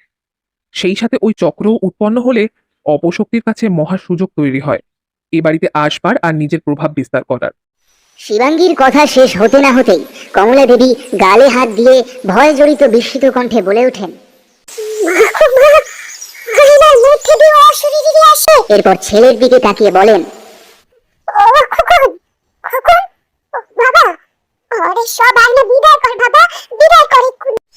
বৃদ্ধার কথা শুনে শিবাঙ্গী ফিকফিক করে হেসে ফেলে, বলে, আরে দিদা, সব আয়না বের করে দিলে চেহারা দেখবে কি করে সবাই? আর তাছাড়া ঘরে আয়না একেবারেই না থাকাটাও কিন্তু বাস্তু দোষের মধ্যে পড়ে। আসলে কি বলতো, কোনো কিছুরই বাড়াবাড়ি যেমনটা ভালো না, তেমন কোনো কিছুর অভাবও ভালো নয়। মূল কথা হলো, জগৎ সংসারে সবকিছুর মধ্যেই একটা সন্তুলন থাকা প্রয়োজন। আর সেই সন্তুলন যখন বিগড়ে যায়, তখন ডাক পড়ে আমার মতো মানুষের। যা হোক, ঘরের বাকি কোনো আয়না সরাবার কোনো দরকার নেই। খালি লক্ষ্য রাখবেন এরপর যেন অমন মুখোমুখি 2 বা তার বেশি কোনো মিরর এক জায়গায় না থাকে। ব্যাস, তাহলেই হবে। শিবাঙ্গী আর এরপরে ওখানে দাঁড়ায় না। মৌ আর মীরা নিজেদের বেডরুমে অকাতরে ঘুমোচ্ছিল।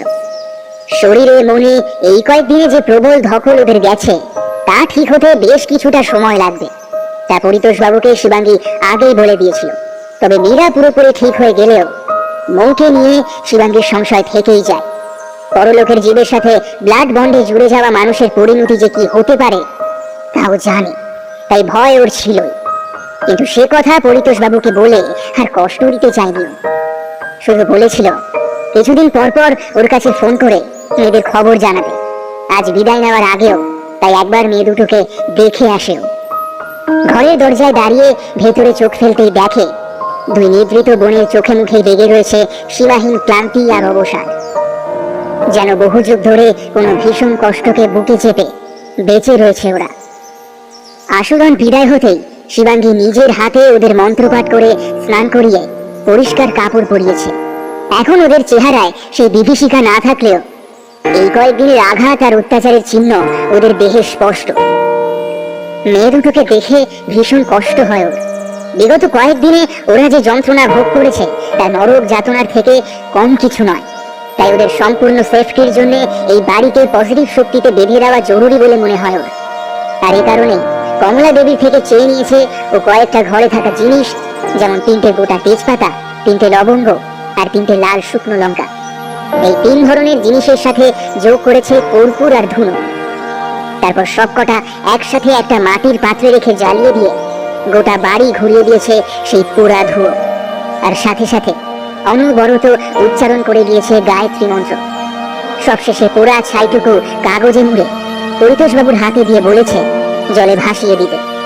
তারপর নিজের সমস্ত কাজ সমাধা করে বেরিয়ে পড়েছে সেন পরিবারের থেকে বিদায় নিয়ে। সেদিনের মতো নিজের কর্তব্য সম্পন্ন করে নৈহাটির থেকে ও যখন নিজের বাড়িতে ফেরে, তখন ঘড়ির কাঁটা রাত 9টার ঘর পেরিয়েছে। বাড়ির গেটের কাছে পৌঁছতেই ভেতর থেকে মায়ের হাসি মুখটা চোখে পড়ে যায় শিবাঙ্গী। কলিং বেল বাজতেই ওর বাবা বেরিয়ে আসেন ঘর থেকে। মেয়েকে দেখেই চিন্তিত মুখে স্ত্রীর ছায়া দেহখানি ভেদ করে এগিয়ে এসে গেটের তালা খুলে দেন তিনি। উদ্বিগ্ন গলায় বলেন, ঠিক আছিস তো মা? তুই বাড়ি থেকে বেরোস আর এদিকে দুশ্চিন্তায় আমার বুক কাঁপে। পৃথিবীতে এত পেশা থাকতে এই যে তুই কি একটা কাজ নিজের জন্য বেছে নিয়েছিস কে জানে। জুতো খুলে শু রেখে রাখতে রাখতে শিবাঙ্গী হেসে বলে ওঠে, সবাই যদি বাধা ধরা পথে হাঁটে বাবা, তবে পাগলামিগুলো কে করবে বলো তো? শিবাঙ্গীর বাবা আর কথা বাড়ান না। মেয়েকে বলে যে কোনো লাভ নেই তা তিনি জানেন। তিনি বিষণ্ণ মুখে খালি বলেন, যা স্নান করে ফ্রেশ হয়ে আয়, আমি খাবার বানাই। নিজের ঘরের ভেতর থেকেই গলা উঁচিয়ে শিবাঙ্গী সম্মতি জানায়। স্নান খাওয়া সেরে প্রতিদিনের মতো মেডিটেশনে বসে শিবাঙ্গী। বেশ খানিকক্ষণ এক নাগাড়ে ধ্যান করার পর হঠাৎ ওর মনোযোগ ভাঙে। ঠিক পাশেই আরেকজনের উপস্থিতি টের পেয়ে না তাকিয়েই ও বলে, যা বলতে এসেছো বলে ফেলো মা। রমা দেবী বলেন, আর কতকাল এসব করবি বলতে পারিস? যতদিন পারবো ততদিনই করব। সেটাই তো, কতদিন? দেখা যাক কতদিন করতে পারি। আমার কর্তব্য তো আমাকেই পালন করতে হবে মা। আমার পরিচয় তো আর আমি অস্বীকার করতে পারি না, তাই নয় কি? তাই যদি হয় তবে তো এবার আমাকেও আমার সঠিক স্থানে পাঠানো উচিত তোর। মায়ের কথায় খানিকটা চমকে ওঠে শিবাঙ্গী। তারপর একটা লম্বা নিঃশ্বাস ফেলে বলে ওঠে, তা তো উচিত। সময় হোক আমি নিজেই সে ব্যবস্থা করব, কিন্তু তার আগে বাবার সাথে একবার তোমার শেষ দেখা করাতে হবে। ভদ্রলোক তোমাকে ভীষণ মনে করে, মুখে বলে না ঠিকই, কিন্তু বোঝা যায় সবটাই। রমা দেবী কোনো উত্তর দেন না, শুধু তার ছায়া দেহখানা খানিক কেঁপে ওঠে সহসা। মাঝে কেটে গিয়েছে 2-3 মাস। হঠাৎ এক সকালে শিবাঙ্গীর হাতে এসে পৌঁছায় এক চিঠি। ঠিকানায় চোখ পড়তেই শিবাঙ্গীর মুখে চিন্তার ছাপ দেখা দেয়, কারণ সেটা এসেছে নৈহাটির থেকে, আর প্রেরক হলেন পরিতোষ সেন। তড়িৎ গতিতে খাম খুলতেই 2000 টাকার 10টা নোট সহ একটা ছোট্ট চিঠি বেরোয়। তার সারমর্ম হলো, শিবাঙ্গীর উপকারের বিনিময়ে ঠিক কোন মূল্য দিলে উচিত হবে তা পরিতোষবাবু জানেন না, তবে তার মা আশীর্বাদ স্বরূপ যে কটা টাকা শিবাঙ্গীকে পাঠালেন তা যদি শিবাঙ্গী গ্রহণ করে তবে ওনারা মার ছেলে বড় খুশি হবে। এরপর নিজেদের কুশল মঙ্গলের খবর জানান, আর সবশেষে চিঠির অন্তিমে পৌঁছে শিবাঙ্গী থমকে যায়, কারণ সেখানে খুব ছোট করে লেখা রয়েছে, 3 দিনের জ্বর আর খিচুড়িতে মোর পৃথিবীর মায়া কাটিয়েছে। যদিও এমনটা হবেই শিবাঙ্গী জানতো, তবু যেন ওর চোখের কোণ ভিজে ওঠে অকারণে। সামান্য একটা ভুলের জন্য একটা নিষ্পাপ মেয়েকে এভাবে মারা যেতে হলো, একথা ভেবেই ওর মন খারাপ হয়ে যায়। নীরবে 2 চোখ বুঝে ময়ের আত্মার শান্তি কামনা করে, নিজেই নিজেকে প্রবোধ দিয়ে বলে, জন্মিলে মরিতে হবে, অমরকে কোথা রবে। এটাই তো সত্যি শিবাঙ্গী, তাহলে কেন ভেঙে পড়ছিস, কেন মন খারাপ করছিস? এটাই তো সত্যি, কিন্তু তোকে তো তৈরি থাকতে হবে এই আসা যাওয়া পথে মাঝের দ্বারপাল হয়ে সন্তুলন রক্ষা করার জন্য। এটাই তো তোর দায়িত্ব। গল্পটি এখানেই শেষ হলো। রত্না হালদারের কলমে ত্রিভুজ চক্র। দেখা হচ্ছে সামনের সপ্তাহে আবারও একটি নতুন গল্প নিয়ে। গল্পটি তোমাদের কেমন লাগলো অবশ্যই আমাদেরকে জানাও কমেন্টের মাধ্যমে, কেননা তোমাদের মতামত থেকেই আমরা জানতে পারি আমাদের ভুল ত্রুটিগুলিকে, যাতে আমরা আরও ভালোভাবে তোমাদের সামনে নতুন নতুন গল্পগুলিকে নিয়ে আসতে পারি। গল্পটিকে শেয়ার করো নিজের বন্ধু এবং ফ্যামিলি মেম্বারদের সাথে, এবং সাবস্ক্রাইব করে আমাদের সাথে চলো। দেখা হচ্ছে সামনের সপ্তাহে একটি নতুন গল্প নিয়ে। তাই ততক্ষণের জন্য সবাইকে গুড বাই।